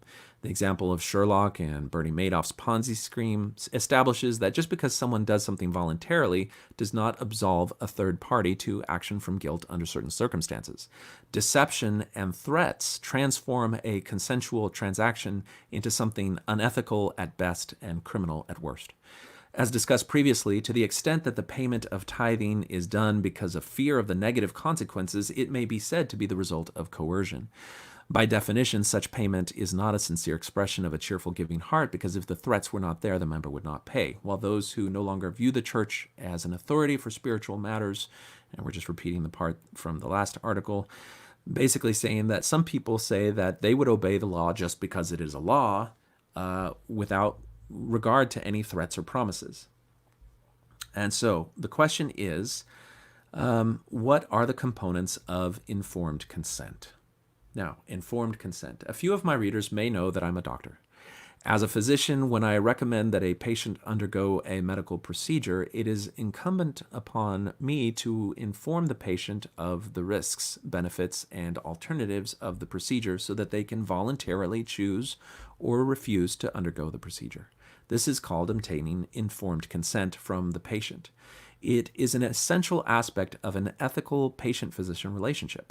If I willfully provide faulty information or fail to provide pertinent information which may have led the patient to make a different choice, then I may be guilty of negligence or assault. There are many aspects of my interactions with patients in this regard which help inform them adequately in giving their consent. This includes the trust that they place in me to be a competent medical professional with adequate knowledge and experience, as well as the validity of the medical research that informs the risks and benefits I review with them, and the accuracy of the diagnosis for which the procedure is recommended. All of these are essential elements in obtaining permission to enter into the relationship with the patient where I, as a physician, see them at their most vulnerable and work to practice the healing arts in which I'm trained. I can illustrate this by providing some alternative scenarios. Baseline scenario. Suppose that I was advising a patient that she should have her leg amputated because of a serious infection. I inform her of the various studies which show that while there is a small risk of complication associated with the amputation procedure itself, there is a much greater risk of the infection spreading in her bloodstream to the rest of her body if she doesn't undergo the amputation. After weighing the decision, she decides to voluntarily undergo the amputation. Trust the physician? Now, suppose we look at the same scenario with one difference. I provide all the same information as above, only I also inform her that despite the white coat that I'm wearing and my horn-rimmed glasses and clean-cut appearance, I've never actually been to medical school, never actually treated a patient with her disease, and have never performed this procedure before. Would she still consent to allow me to perform the procedure? Would you? If it was in fact true that I did not have the training or experience to qualify me to operate, but I withheld that information from her, and I did not inform her of that, she would still voluntarily choose to undergo the procedure. In reality, as soon as I undertake to intervene on her physically, in that case, I've committed a form of assault. Trust the provided information? Now, suppose that we look at our baseline scenario, but again, we just change one element. I provide all the same information about the risks and benefits, but I also tell her that the studies that I quoted the risks from were actually fictional, and that there was no real data about the risks and benefits of the procedure. Would she still consent to the amputation? Would you? If the studies were fake, but I failed to inform her of that fact, she would still voluntarily choose to undergo the procedure because she was presented information as though it was real. In reality, again, I would have committed a form of assault upon her by proceeding. What is not provided? Now, suppose that we again look at our baseline scenario, but change one element. I provide all the same information about the procedure, but this time I also tell her that there is another study which shows that simple administration of an IV antibiotic would have a 99% chance of healing her leg good as new. Would she still choose to undergo amputation? Would you? Now, clearly, this very pertinent piece of information would dramatically change the decision that the patient would make. If I deliberately withheld this information, she again would have voluntarily consented to the procedure to have her leg amputated without knowing that there was a much better option. In reality, I would have again committed assault by operating on her. Voluntary is not the issue. In all of the above deceptive scenarios, the patient voluntarily chose to have her leg amputated. This was because the same information was given to her in each instance. However, in each instance, we changed certain features which made the representations of the doctor fraudulent in regards to data which is essential to the patient giving informed consent. Whether or not the patient consents of their own free will does not matter. The thing that matters is whether the physician honestly and completely discloses all of the information which allows the patient to make a decision from a position of knowledge rather than a position of ignorance. For a physician to deprive a patient of this knowledge is malpractice. Assault is the crime if they operate in this example because they would be affecting the physical damage to the patient's person against the standard of informed consent. Spiritual malpractice. The relationship between a church member and ecclesiastical leadership has many parallels to that of a patient and a physician. Both have protected confidentiality status. Both are built upon notions of trust. In both instances, the individual is exposing some of the most vulnerable aspects of their life to another person. The concept of informed consent does not begin and end at the sliding doors of the hospital entrance. It is an essential part of any ethical ecclesiastical relationship. To illustrate this, let's examine an analogous religious scenario. Baseline scenario: the Church of Lunology. Suppose there was a religion called the Church of Lunology in Australia, founded on the teachings of its founder, Luno Hubbard. Luno claimed to have received hidden knowledge about the origins of the Aborigines and produced a book describing the events of that history and doctrinal teachings from God about how to live and the means of salvation. He declared himself to be a prophet.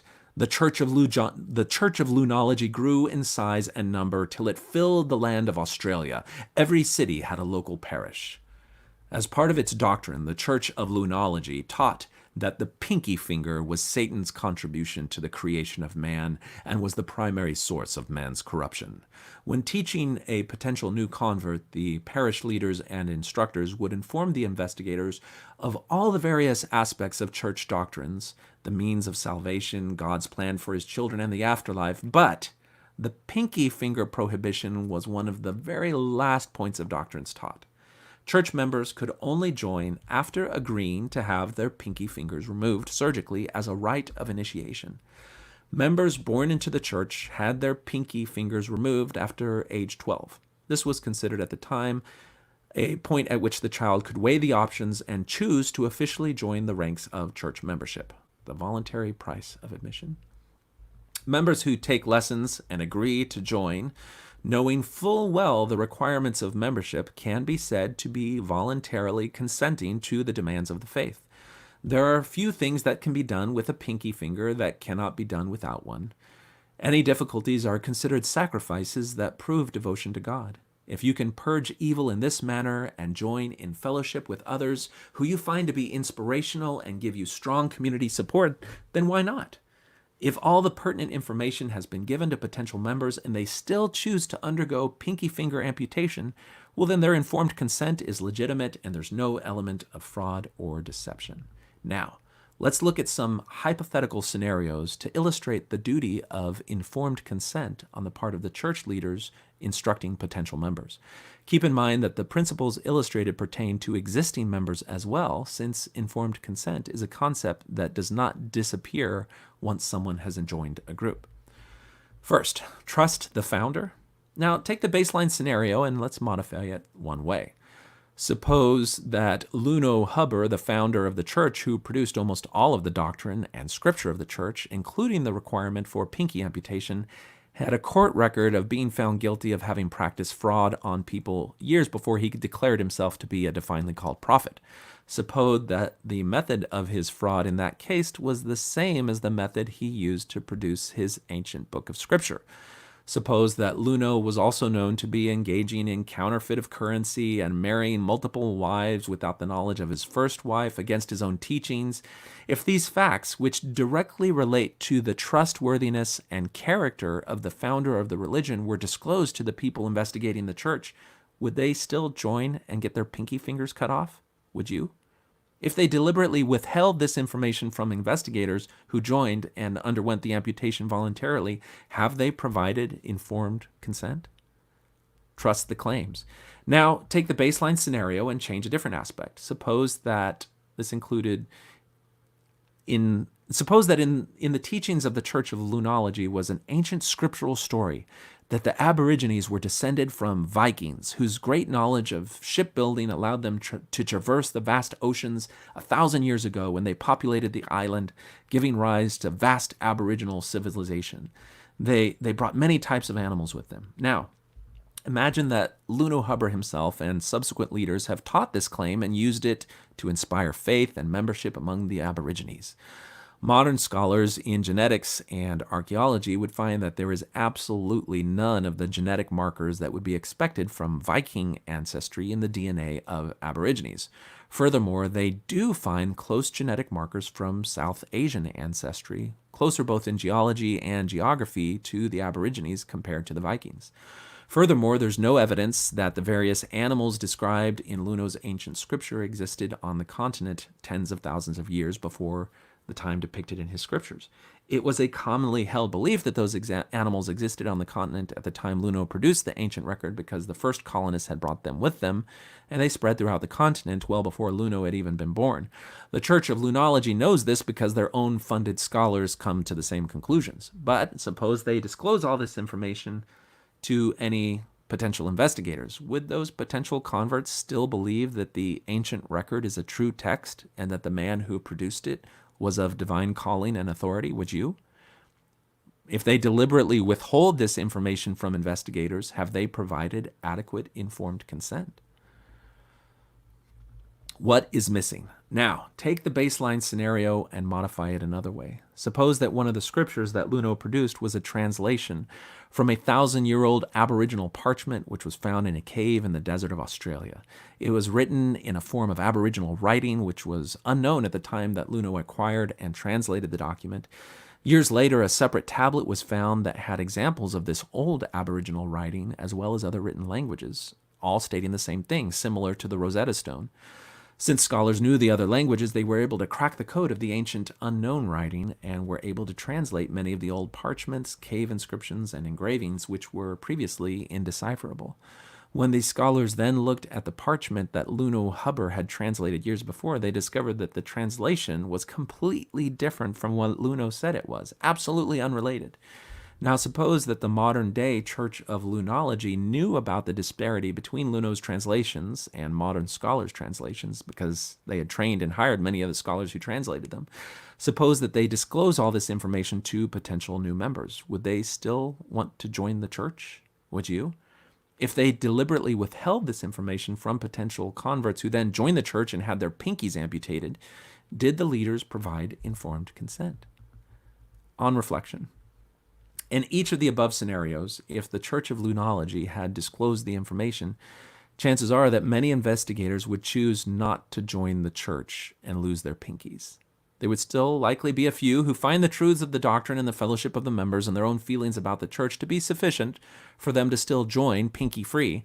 Those individuals would have joined under informed consent. To the extent that any of that information was not disclosed to the investigators, informed consent was still not obtained. It should be clear that the Church of Lunology is just an analogy of the LDS Church in the above example.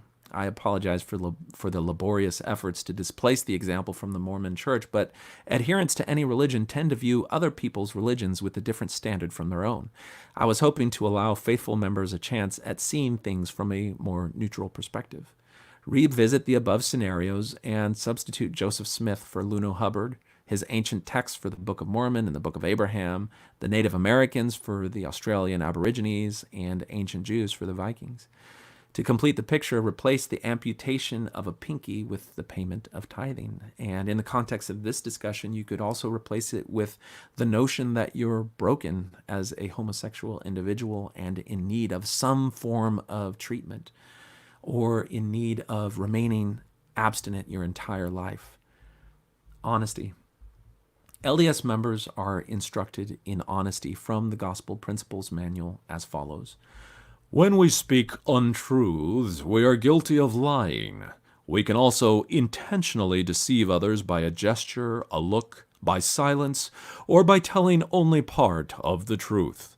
Whenever we lead people in any way to believe something that is not true, we are not being honest.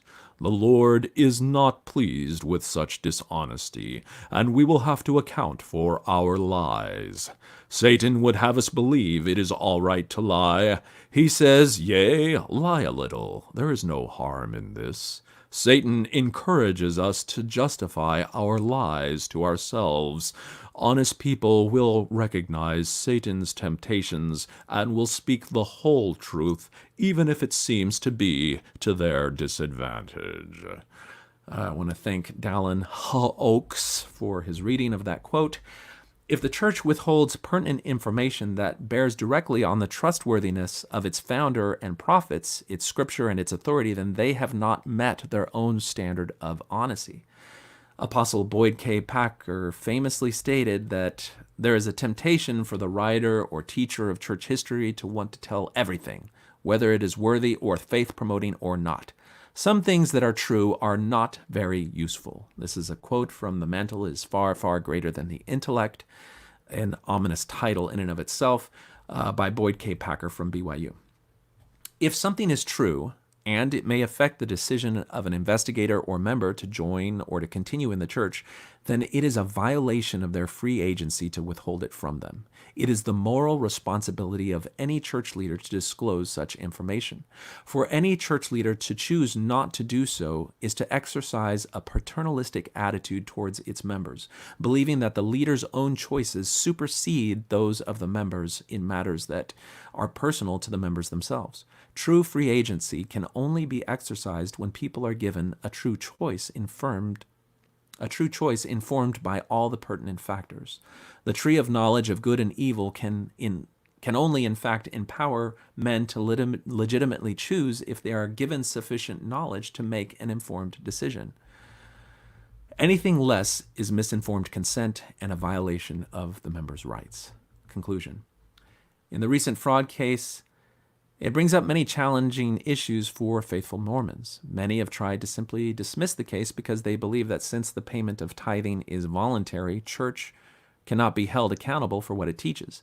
This mistaken conclusion is based on the idea that when something is voluntary, then the person who makes the choice bears all of the responsibility for that decision.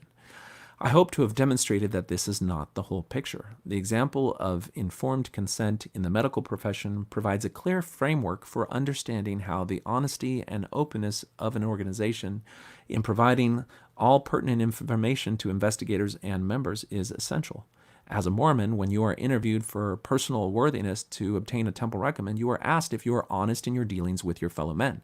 If the church wishes to set the example for its members in honesty, it will disclose the whole truth, even if it seems to be to their disadvantage. All right.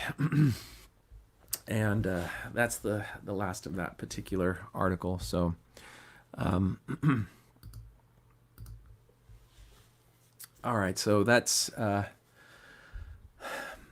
I've wanted to do an audio version of that one for a while. I think trying to take this concept of consent and free agency that you'll see talked about by Bednar, it really is to sort of misrepresent what the notion of free agency and, as he puts it, moral agency is, to get people to believe that they are somehow complicit in their choice to be a part of the church. And the thing that you don't realize as a believing member of the church is how much you take as given the trust that you give to these brethren. You completely trust them to not withhold information from you, to tell you the truth, and your entire interactions with the church, including your decision to believe yourself to be broken if you find yourself to be gay, to search for the healing or how to deal with that according to the prescriptions of the church. All those decisions are based on the notion that they are being honest and forthright with you, because it's the information that you get from them in that relationship of trust that informs your worldview and your self-concept. So you only see yourself as broken because they are telling you that your experiences as a human are out of step with the parameters that they say God may allow. So if you would like to share with us any of your comments on that, you can call in. The phone number is 210-422-2222. I can get the phone set up working here. Share the screen. Hold on. I got to change this. Cancel. Again, that number is 422-2222. Area code 210. All right, we got a call. And we'll hit share screen and we'll bring up voice and share audio. Hello, you are on Talk on Things and Stuff. John Streeter, can you hear me? I can hear you.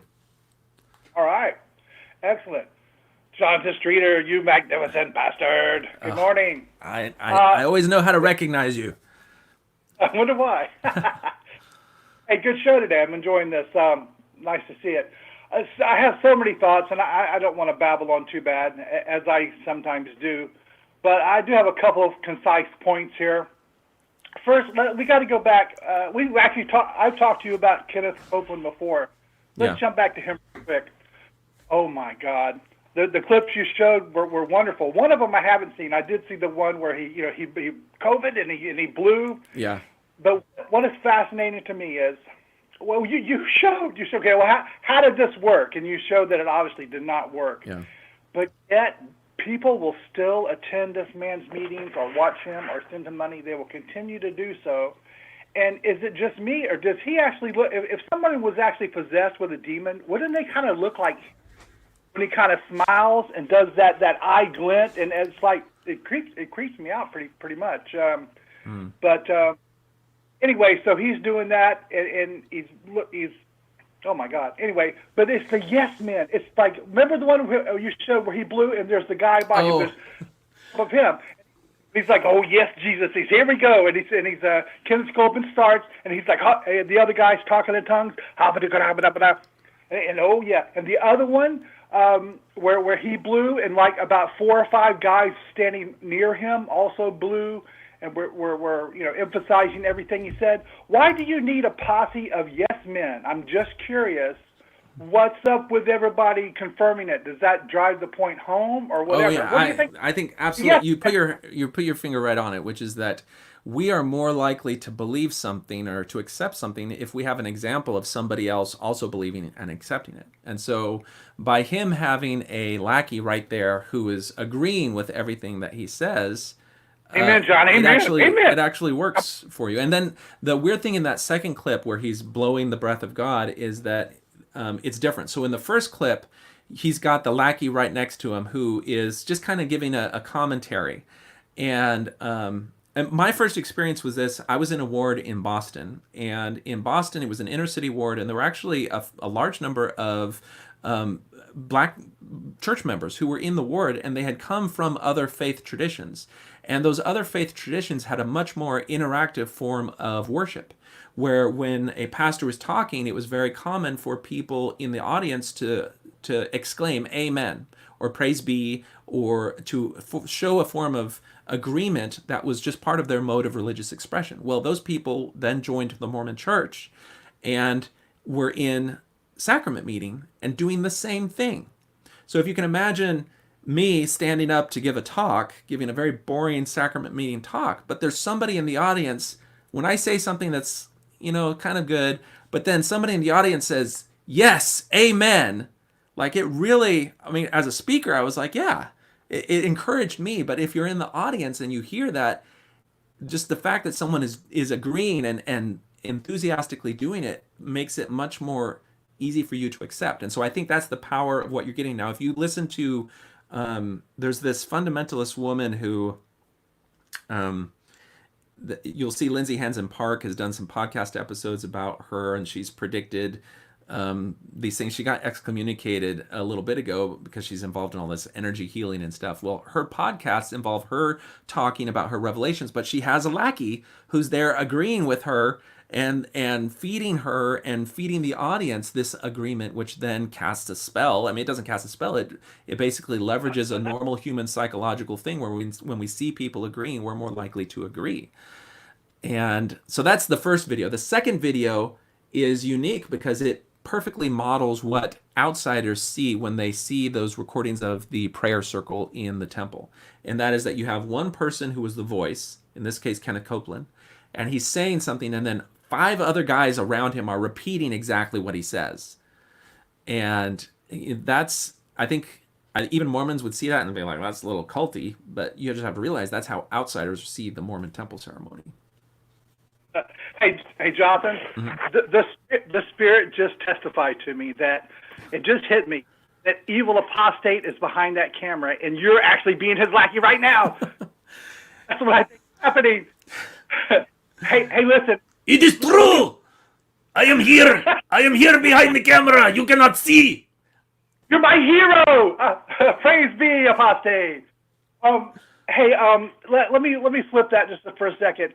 As far as like the lackey concept, I think, well, first of all, I was an unwitting dupe. I was an unwitting lackey. And I went on a mission in the mid-'80s and blah, blah, blah. And I was a convert at age 20, and I went on a mission and all that. And it took a lot for me to pull that off, but I did. And then I come back and go through the Mormon grind for many, many years. And then all of a sudden, they put out the Seer Stone stuff, which you're very familiar with. You've done videos on it. And I'm sitting there, and it's starting to chew on me. And at first, I don't recognize it. It's like, no. There's the plate. And we went out, and we taught very specific things with very specific presentations, flip charts, videos. And none of this was in there. And then it started to chew on me. You know, I went out. First of all, this is bullshit. And then second of all, I went out, and I lied to people. Yeah. I was misinformed. I was a lackey, whether that be willingly or unwillingly. I don't know if Kenneth Copeland's people get paid, but in the church, I feel that we're kind of lackeys. Let me give you an example. This really bothered me. I don't remember if I've told you before. I can give you the super short version. Good friend, he moves to a different state across on the other side of the river of a big city we lived in. Okay. His daughter, one of his daughters, has a child out of wedlock. Now, they want to get the baby blessed because they're, very TBM, true believing Mormon. But this bishop says, no, because here we go, the lackey thing, okay? I think bishops are kind of lackeys for the church, unpaid mid-level managers or whatever. But the bishop gets his personal revelation, and they will back the bishops up now, so you can get good ones or bad ones. Well, this one was a bad one. And he says, no, you can get your baby blessed, but this baby was born out of wedlock. So it will not be blessed in sacrament meeting. No, but that baby can be blessed, after church and the Relief Society in the corner, in the back, in the dark, or whatever. Wow. Which one is not in the handbook. 2 goes completely against the LDS doctrine because the children are innocent coming from the presence of God Himself. Yeah. So that the whole bothered me. second article of faith. Yeah, right. It bothered me so very, very much. And I was a true believing Mormon at the time. And then I asked my friend, I said, well, why didn't you say something? And I forget what he said. But it was unlike him because he was a guy who would stand up for himself. You know what I mean? Yeah. And then it hit me. It says, why doesn't anybody else say anything? Because I'm sure it's not the only time this has happened or going to happen. Yeah. Why is a baby being blessed in the corner in the back and everybody is just quiet about it and accepts it? Also, well, you were talking about the Jehovah's Witness example and blood transfusion. They have the governing body for the Jehovah's Witnesses. They have kind of like a conference at times, and they televise it and everything. I saw one recently where Tony Morris, he was praising a child who refused to have a blood transfusion. The doctors asked the child, the parents wouldn't do it, but they pleaded with the child. But no, the child made the right choice not to have the blood transfusion. The child died. And here Toni Morris is telling the whole congregation of Jehovah's Witnesses, via technology, that this was the right thing to do. Yeah. And so that is dangerous and that is scary. And so aren't we all kind of lackeys in a way if we follow along with it? Yeah. And I got one more thought here that I'm going to shut up, because what you got to say will be more interesting than what I got to say. Okay. But here we go. All right. My thing, one of the things, I heard a rumor years back about something about the brethren giving advice on, sexual advice on intimacy, especially between yeah. or whatever. Oh, and even then I'm like, no, you stay the hell out of my bedroom. I'm already wearing goofy underwear. You stay out of my bedroom. Anyway, I found that quote. I shared it with a friend who's still a TBM. I actually offended her. I didn't mean to, but I forgot how repressed everybody. Are you talking about the letter that prohibits oral sex or defines it as unnatural? Yeah, that is. Yeah, that's it. But hold on.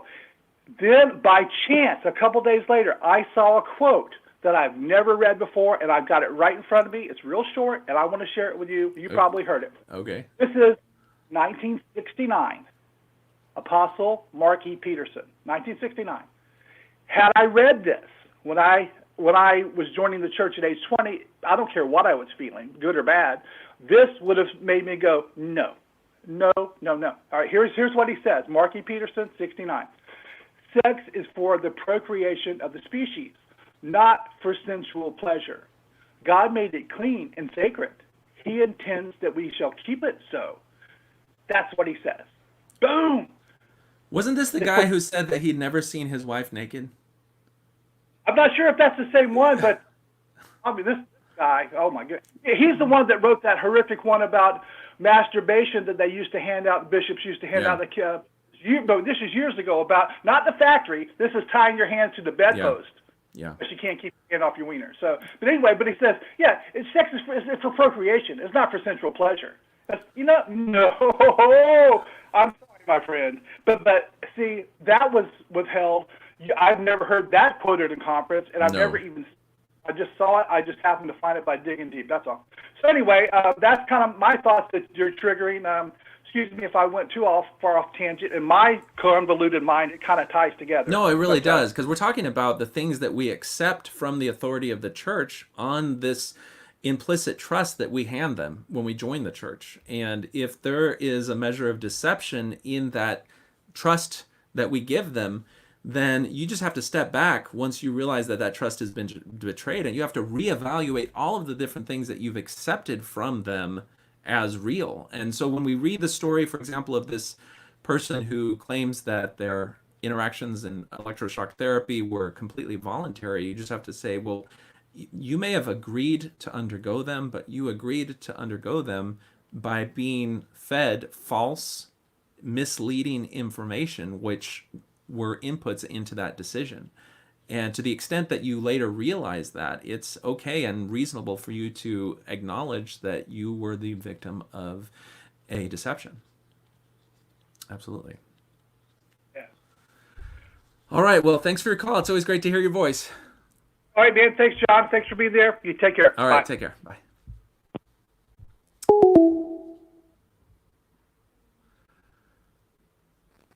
All right, so if you would like to join the conversation, you can call 210-422-2222. Let's see here. Let's see what kind of comments we've gotten. All right, let's see here. Oh, looks like we might have another call. But hello, you are on Talk on Things and Stuff. Hi, Jonathan. Can you hear me? I can. Okay, awesome. On this topic, I've had a lot of thoughts lately. I was just reading this morning some people saying that the virus is a hoax, still kind of believing that line of thinking, and the resultant bad effect that has on society as a whole. And I was thinking how back in the 60s, people would join the Moonies, and the way they got them out was basically the de-brainwashing kind of thing. Yeah, the sort of interventions where they would essentially kidnap them and then force them to... Yeah. So here we are in these situations where we are vulnerable to misinformation. It's really hard to determine sometimes truth from lies. Yeah. And so when for me, it was like climbing out of a labyrinth to get out of Mormonism. I had to be able to like prove to myself at every point that I was seeing the truth and which thing was true, which thing was a lie. And it took me a really, really long time to get to the point where I was like, okay, so if this was from God, this is not a God I can follow. Yeah.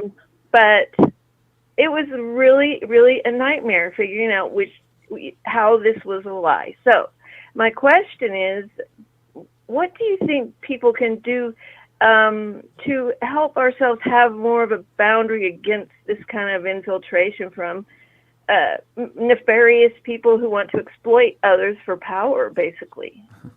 Well, it sounds like you've done a lot of that anyway, just in terms of learning how you were deceived. For me, I found that in the process of learning the ways that I believed so strongly and the things that kept me in that position of belief, when I then study other religions where I already know that it's a deception, then I can see exactly how they do it, and it just helps me recognize it more. Now, I think even people who make a study of that, even people who are involved in trying to learn those things, it doesn't absolve them from being human. And there's some really real human biases and cognitive distortions that are just part of us wanting things. So, for example, recently, I think the president talked about a particular medication that was having tremendous effects in healing patients. And then you look into that, if you do a Google search for it, you'll find people who say, I had a population of a whole bunch of vulnerable people. I early on started this therapy. Not a single one of them required hospitalization, and it seems like a miracle cure. And the thing is, you have to just realize that our minds want that to be true. And so that in of itself is a potential bias. And so what we do in looking at that data has to overcome that particular bias. You need to look and you need to make sure that the people doing the research and studying things are actually challenging that and trying to falsify it so that they can see if it is actually true. And maybe it'll turn out that it is true, but if you go and you look at some of the data, the person who originally published some of this stuff already has a history of falsifying data in prior medical studies. And so that in and of itself is a big red flag.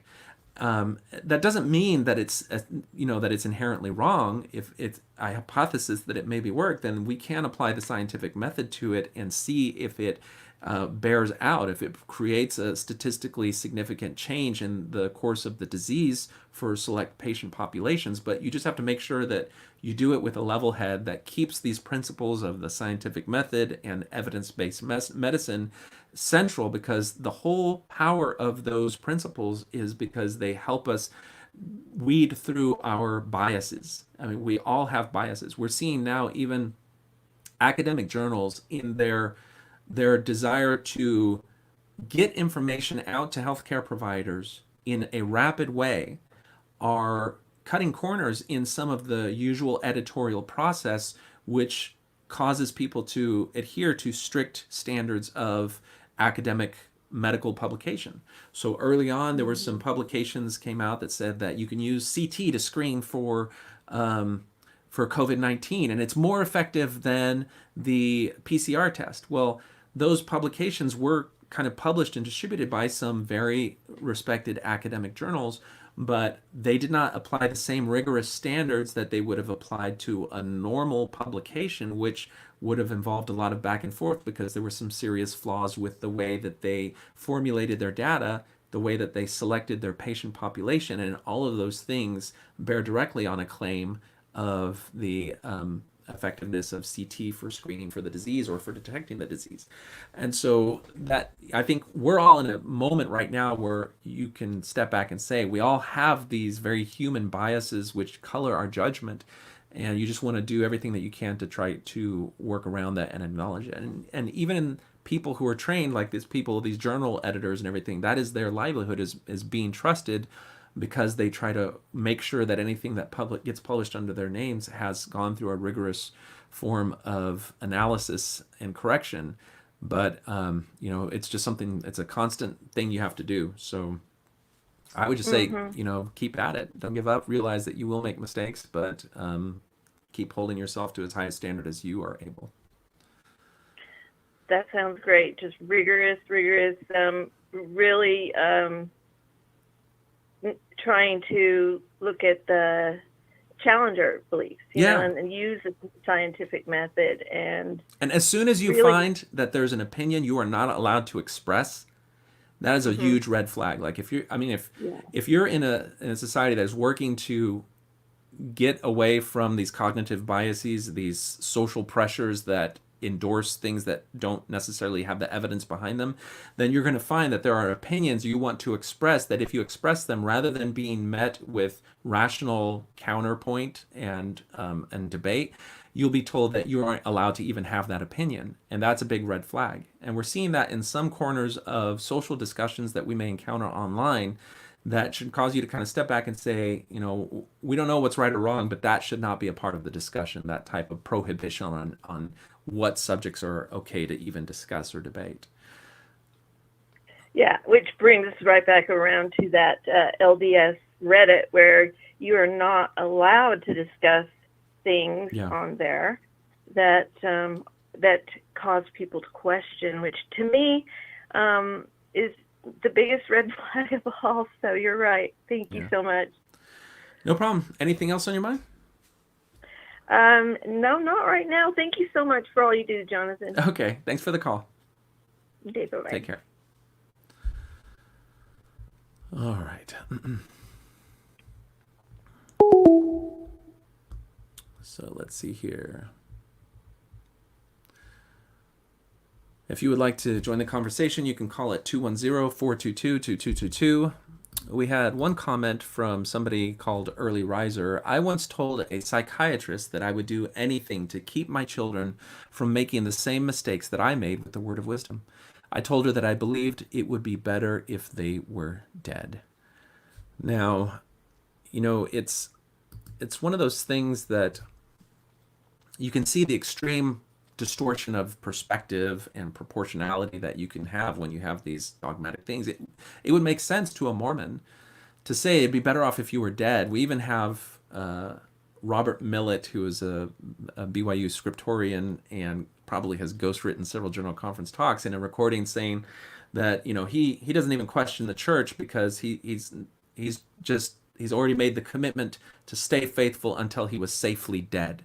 And that notion of being safely dead is that if you die and you haven't violated any of these commandments, then you have hope for the highest degree of Mormon salvation. And so that thinking goes into the quotes that you'll occasionally hear from general authorities from this individual about how they would wish their children were dead rather than to violate certain standards of the church, because it saves them from the possibility of not quite repenting all of the way. When if you don't have that theological framework around you, you can still say, I don't want my kids to get hooked on drugs because that will take over their lives and distort their values, and they may end up choosing things that are not in their overall best interest and distort their choices. That's okay, but it doesn't involve this spiritual element that is not as helpful, because it kind of overlays a value judgment on the character of your children. I still don't want my kids to smoke, or I don't want to smoke. I'm a radiologist. I see the effects of that all the time. And in our world right now, we're seeing that, history of smoking impairs your ability to withstand this particular virus that we're dealing with right now. There are all sorts of very reasonable reasons to abstain from that sort of thing that don't involve commandment from God or man claiming to speak for God, that you then, you have to believe that because it's a good point, but now you have to believe everything else that he says, and it doesn't go along with that. Okay. Samuel Pinson says, you're spot on about the need for informed consent. The lack of informed consent thwarts agency, which is supposed to be fundamental to the plan. And that's a really good point that, we can't be said to actually be making choices in this paradigm of free agency that Mormons love to remind you that you've been given by God. Because if they're going to impede us from having all of the data points that we would need in order to make a decision, then they are depriving us of free agency. They are depriving us even of what they would call moral agency, because the very moral framework in which you're making that decision is not legitimate. All right. Hello, you are on Talk on Things and Stuff. Hi. Hey, what's on your mind? If you can mute the TV or the computer in the background, that'll help you Hold on a focus second. there. I've never done this before. That's all right. My question is, I came in kind of late into this when you were talking about consent and how we are not given all of the information, and medically that would be considered really bad, like not okay. How is there any legal basis? I feel like there is that, like the freedom of religion allows them to get away with doing this, and yet it's so harmful in so many ways, and not just to LGBTQ, but to all of us. Like, to come out of the church is painful in the extreme, and you have to totally deconstruct all of your beliefs. Your whole belief system is shot to heck. Yeah. And then rebuild after that, and it just feels like there should be some kind of legal recourse or something. It feels like when something does this much harm. Yeah. I think that's what the people who brought that fraud case forward for in England were trying to do. And if you go back and you look at that case, they were trying to capitalize on some very specific verbiage that was part of a new law that basically said that if any organization misrepresents facts in compelling people or asking people to participate or to give money, and it provided material benefit, then that is technically fraud. And they were trying to jump on that, and they made some mistakes, I think, in the way that they framed that argument, because what they did in trying to go to the Mormon Church in particular, they should have stuck to claims that the Mormon Church only makes in terms of the origin of the Book of Abraham, some of the polygamy stuff in the past, and its claim to authority. Instead, they included some things that the wider Christian world also believes in terms of the Garden of Eden and Adam and Eve. And so that transformed it from a very narrow fraud case based on very proprietary claims that the church made, for which it knows that are false, around the Book of Mormon, Book of Abraham, things like that. It changed it from that to a challenge on the notion of freedom of religion in general, because the things that they named could be claimed by the wider Christian world or Bible-believing world. And I think we're stuck in that space between the degree to which we have freedom of thought and freedom of speech and freedom of debate in a society. As much as I don't like the deception involved with religions that claim false authority and impose that on the people who are unfortunate enough to believe those claims, I don't want to live in a society that doesn't have freedom of speech and freedom of religion. And to some extent, the church is hiding in that umbrella, but that's where I want to be able to enjoy and exercise the freedom that I have to identify those beliefs which are false and hurtful in those faiths and talk about it and have it be part of the discussion, because as much as those faiths are only able to capture members' minds through dogma and doctrine, we're able to counteract that through a wider platform of debate and discussion. And it's I think that the churches are losing that battle in the grand scheme of things. And the loss of that battle is going to have a number of effects. It could lead to simply an increasing and continuing to increase people who are unchurched, who have discarded the adherence to a particular church. But it also can have the effect of transforming the organization, because the things that they are being called out on that are hurtful and false and deceptive and exploitative, they are able to change course on those things and discard them.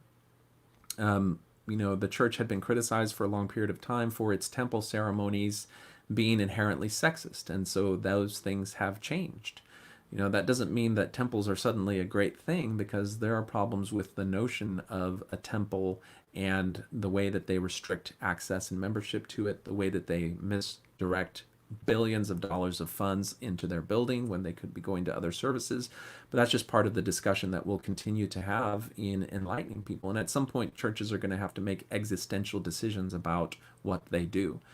But I want to live in a society where there is freedom to do that, because any society where it would have to be the government is given the power to close down and restrict people from voluntarily, even if it's through this form of deception, but people choosing for themselves, taking what inputs they are given, meeting together under a common purpose. I don't want a government to have the power to deprive me of that, so long as I'm not hurting somebody else. And so my background is very much one that enjoys and values that notion of freedom of speech, and there's really little between that and freedom of religion. That doesn't mean that religions are given carte blanche to do things that are directly hurtful and harmful. And so we're seeing certain churches, for example, Warren Jeffs, even if he could say that sex with a 12-year-old is part of his religion, part of his theology, that doesn't fly, because it absolutely violates the laws of the lands. And those laws aren't, against religion. They are against the harmful acts of that type of abuse. And so I think that's kind of where we are in this whole debate. Yeah, I agree that you don't want to have everything be hammered into you by the government, and you still have to maintain that freedom. It just seems like there wasn't consent. Yeah. I did not know any of the stuff that I came to know more recently. I was in there for decades in the church, and when you don't really know, and you give so much trust to these men, like implicit trust, they're speaking for God Himself, and then you find out the whole thing is bogus. That's where I feel like it's not fair to the people. It's not right. It's just wrong. Yeah.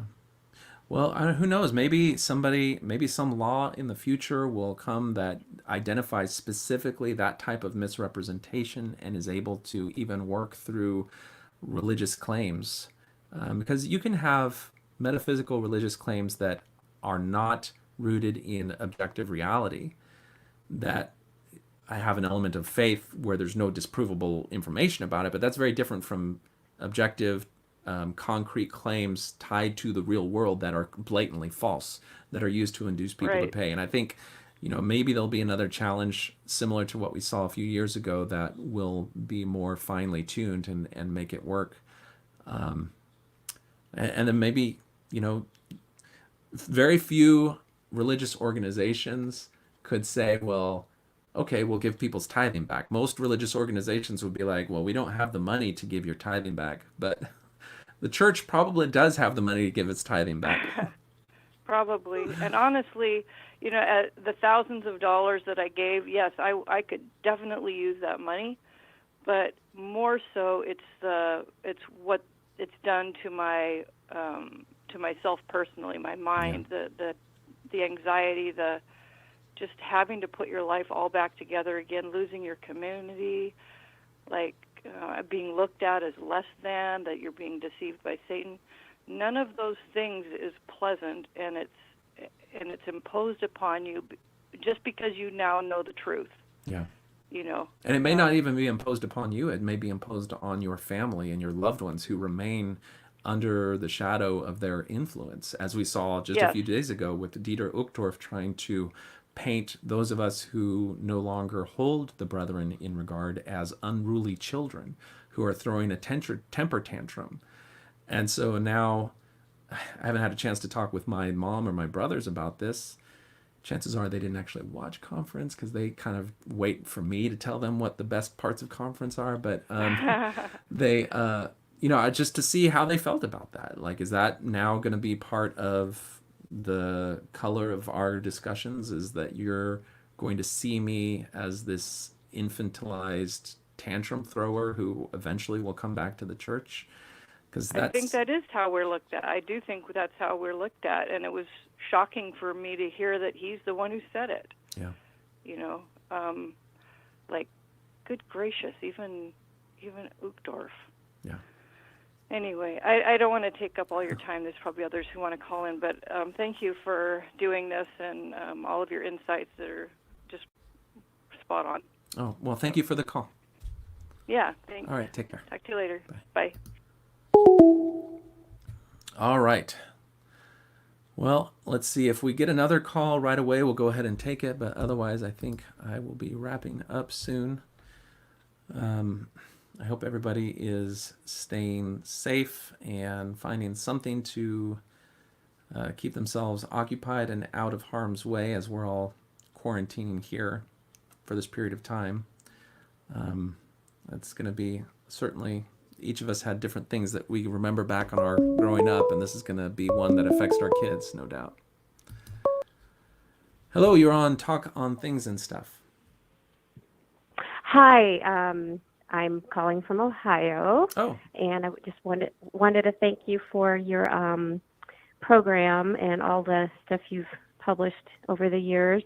I joined the church at 14, and I remember that one of the reasons I did was because, of course, we're told, pray, and if you get that wonderful feeling, it's true, right? Yeah. So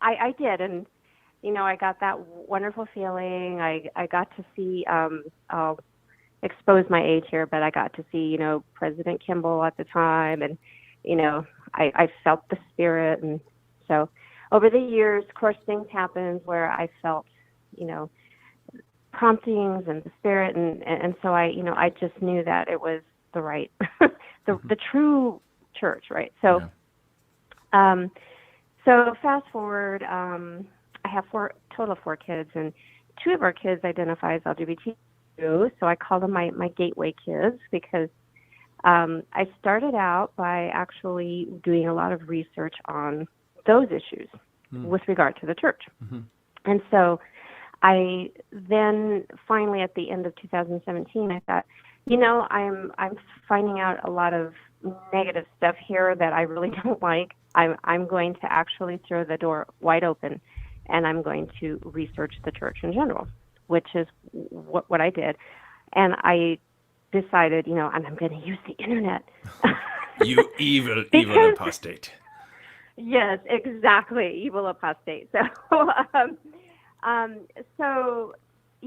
obviously that's when I started finding out a bunch of stuff I had, no clue about. Yeah. My jaw was dropping. I was forwarding things to my husband, and, we're like, well, he was more, let's take a closer look at this, But, a lot of the things that, you and others have written were so helpful to me because I realized that, just because I have felt those promptings and the spirit over the years didn't mean that this was all true, because a lot of other people have those same feelings. So I feel like this all ties back into what you're talking about today with the young man who decided he had to go through the electroshock therapy.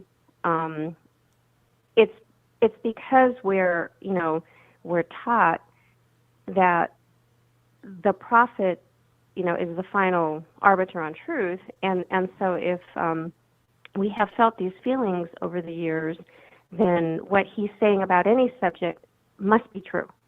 And therefore, I must try to change myself to become normal.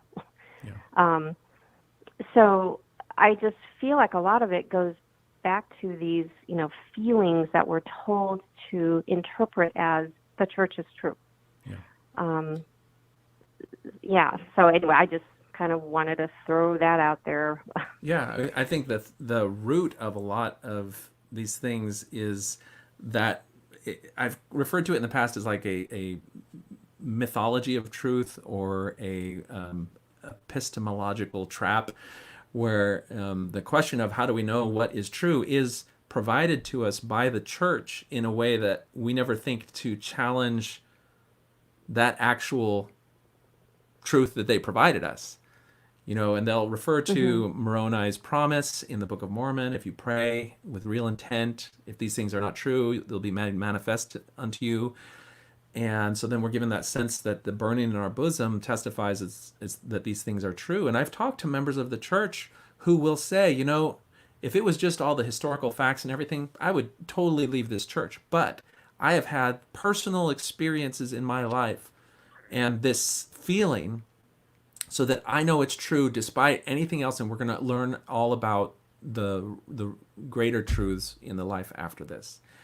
And that is, from perspective of somebody like myself who's trying to break through walls of indoctrination and dogma, it's hard to work around that. It's hard to get people into a mindset where they're willing to question that one particular premise, because that one is rooted in this thing. If they have subverted truth in and of itself and encapsulated it in their own closed system of logic, then it's really hard to get people out, because they're depriving people of the very tools that they would need to get out of that web of deception. So there are a few things that you're probably alluding to that are helpful. One of them is this video that is circulating around, where it has people of all different faiths that we would certainly not think are true, bearing a form of testimony that's based on this type of emotional reasoning. That's how it's framed to people who study this phenomenon, where people are using emotions and feelings to establish truth rather than their senses and objective reality. That video is very powerful, because as a Mormon, you say, wait a second, this person, I thought they were Mormon. They were talking about their testimony and the prophet, but then they were talking about Warren Jeffs. How could the Spirit testify to them of Warren Jeffs when it didn't testify to me? Do I then question my spirit? And there's counter messaging that the church gives, where Satan can produce counterfeit feelings. And so he's tricking these other people into thinking that they have the truth, but we really have the truth. And so, and there's a difference, like, because since I can't experience what the Jehovah's Witness or the Muslim or the Warren Jeffs FLDS person was feeling, then I'm going to believe when the brethren tells me that my feeling is super duper special and theirs was counterfeit, because I can't tell that they're the same or anything. But the thing that's really weird, though, for me, is when I watch The Lord of the Rings and Aragorn's speech about Frodo right before they stormed the Black Gates of Morgoth, I felt the Spirit, and it was exactly the same way that I felt the Spirit any other way. And so that's right. Kind of this thing where you realize, wait a second, is this a predictable, reproducible physiological response that we have to hearing things that resonate with our own thoughts about emotionally charged subjects? And if it is, then that explains why certain commercials can predictably make me cry and feel emotion. But that could also be exploited by people who understand that and want to introduce this mythology of truth into it, so that we then have to, it should then follow that we obey them and see them as God's mouthpiece if we feel those things. So it's hard. Yeah, exactly. And congratulations to you for being able to finally let go of that. I think you have the experience that we're seeing more common now, where you're dealing with the reality of somebody that you love and know not to be the broken thing that the brethren have told you in the past that they are. We've been told in the past that people who are homosexual or LGBT are that way, born out of wickedness and perversion and abuse, all these different mythologies about it. And then when you have somebody that is your child that you live with, that you know, that you love, that you cherish, and you know that they are not any of those things, then that is a data point, a reality that is in stark contrast to these brethren, and it shows that they have no connection with the real lived world that we are experiencing in the lives of our loved ones. Exactly. Because I know for a fact they were not abused. They were not subject to any, perverse things that, our church leaders like to tell us. Yeah, right? exactly. That's why they became. Yeah, and then you would think that the church had moved beyond that, but then just in this last general conference, Dallin Oaks again used the notion that homosexuality and any exercise outside of Mormon heterosexual temple marriedness is a perversion. And you would think that whoever it is that's editing his talk would say, wait a second, this notion of perversion is one that has fueled all sorts of violence and toxic messaging and all sorts of things against people going through the reality of being LGBT in a society that does, is programmed not to accept them. You're just going to add fuel to the fire by saying this across the podium. Right. And the other thing I wanted to say very quickly is I think that people, even if they might have some doubts, because they've believed for so long, for some reason they don't want to admit that their belief has been wrong all of these years, right? Because it's a difficult thing to do. Yeah. Like I go back and think, oh my gosh, how many important decisions did I make in my life based on what I believed to be true? A lot, a heck of a lot. And so it takes courage to admit, hey, I was wrong. I believed in something that was wrong, as opposed to the brethren telling us we're taking the easy way out. No, it's the difficult way out. Yeah. And the prideful way. We're told that we're leaving because we're prideful. And from their perspective, they see us as prideful because we're trusting our own judgment and our own conscience above the proclamations of the brethren. And they're framing that as prideful, and they don't realize that it is such a humiliating and humbling experience to come to terms with the realization that you devoted so much of your life to something that you see now as a deception. And it's particularly for people who devoted 2 years compelling and convincing other people to join and have that same distortion now be introduced into their life. It's totally humiliating to come to terms with that. But that they're not going to sit there and preach to the believers, that people who go through the painful process of a faith transition develop so much in terms of their ability to sort through difficult issues and come to moral and ethical decisions based on their own judgment. Because that sounds like a good thing. They're not going to say that. They're just going to say they were prideful and hurt and bitter, and so they left. Exactly. Exactly. And thank you for Evil Apostate. He is one of our favorites. At a time when it was a painful process, he brought a lot of fun and joy to us, so thank you for that. Oh, well, he appreciates it. He's trying to find some way to make an appearance again, but this guy named Dallin Oaks is taking some of the bandwidth that would otherwise be devoted to him, but we'll see if we can get him back soon. Okay, all right. Thank you, Jonathan. All right, thanks for the call. Take care. Mm-hmm. Bye. Bye. All right, well, we'll wrap it up for today. I hope you all have a great week, and until next time, this is Coffee Talk on Things and Stuff. Take care.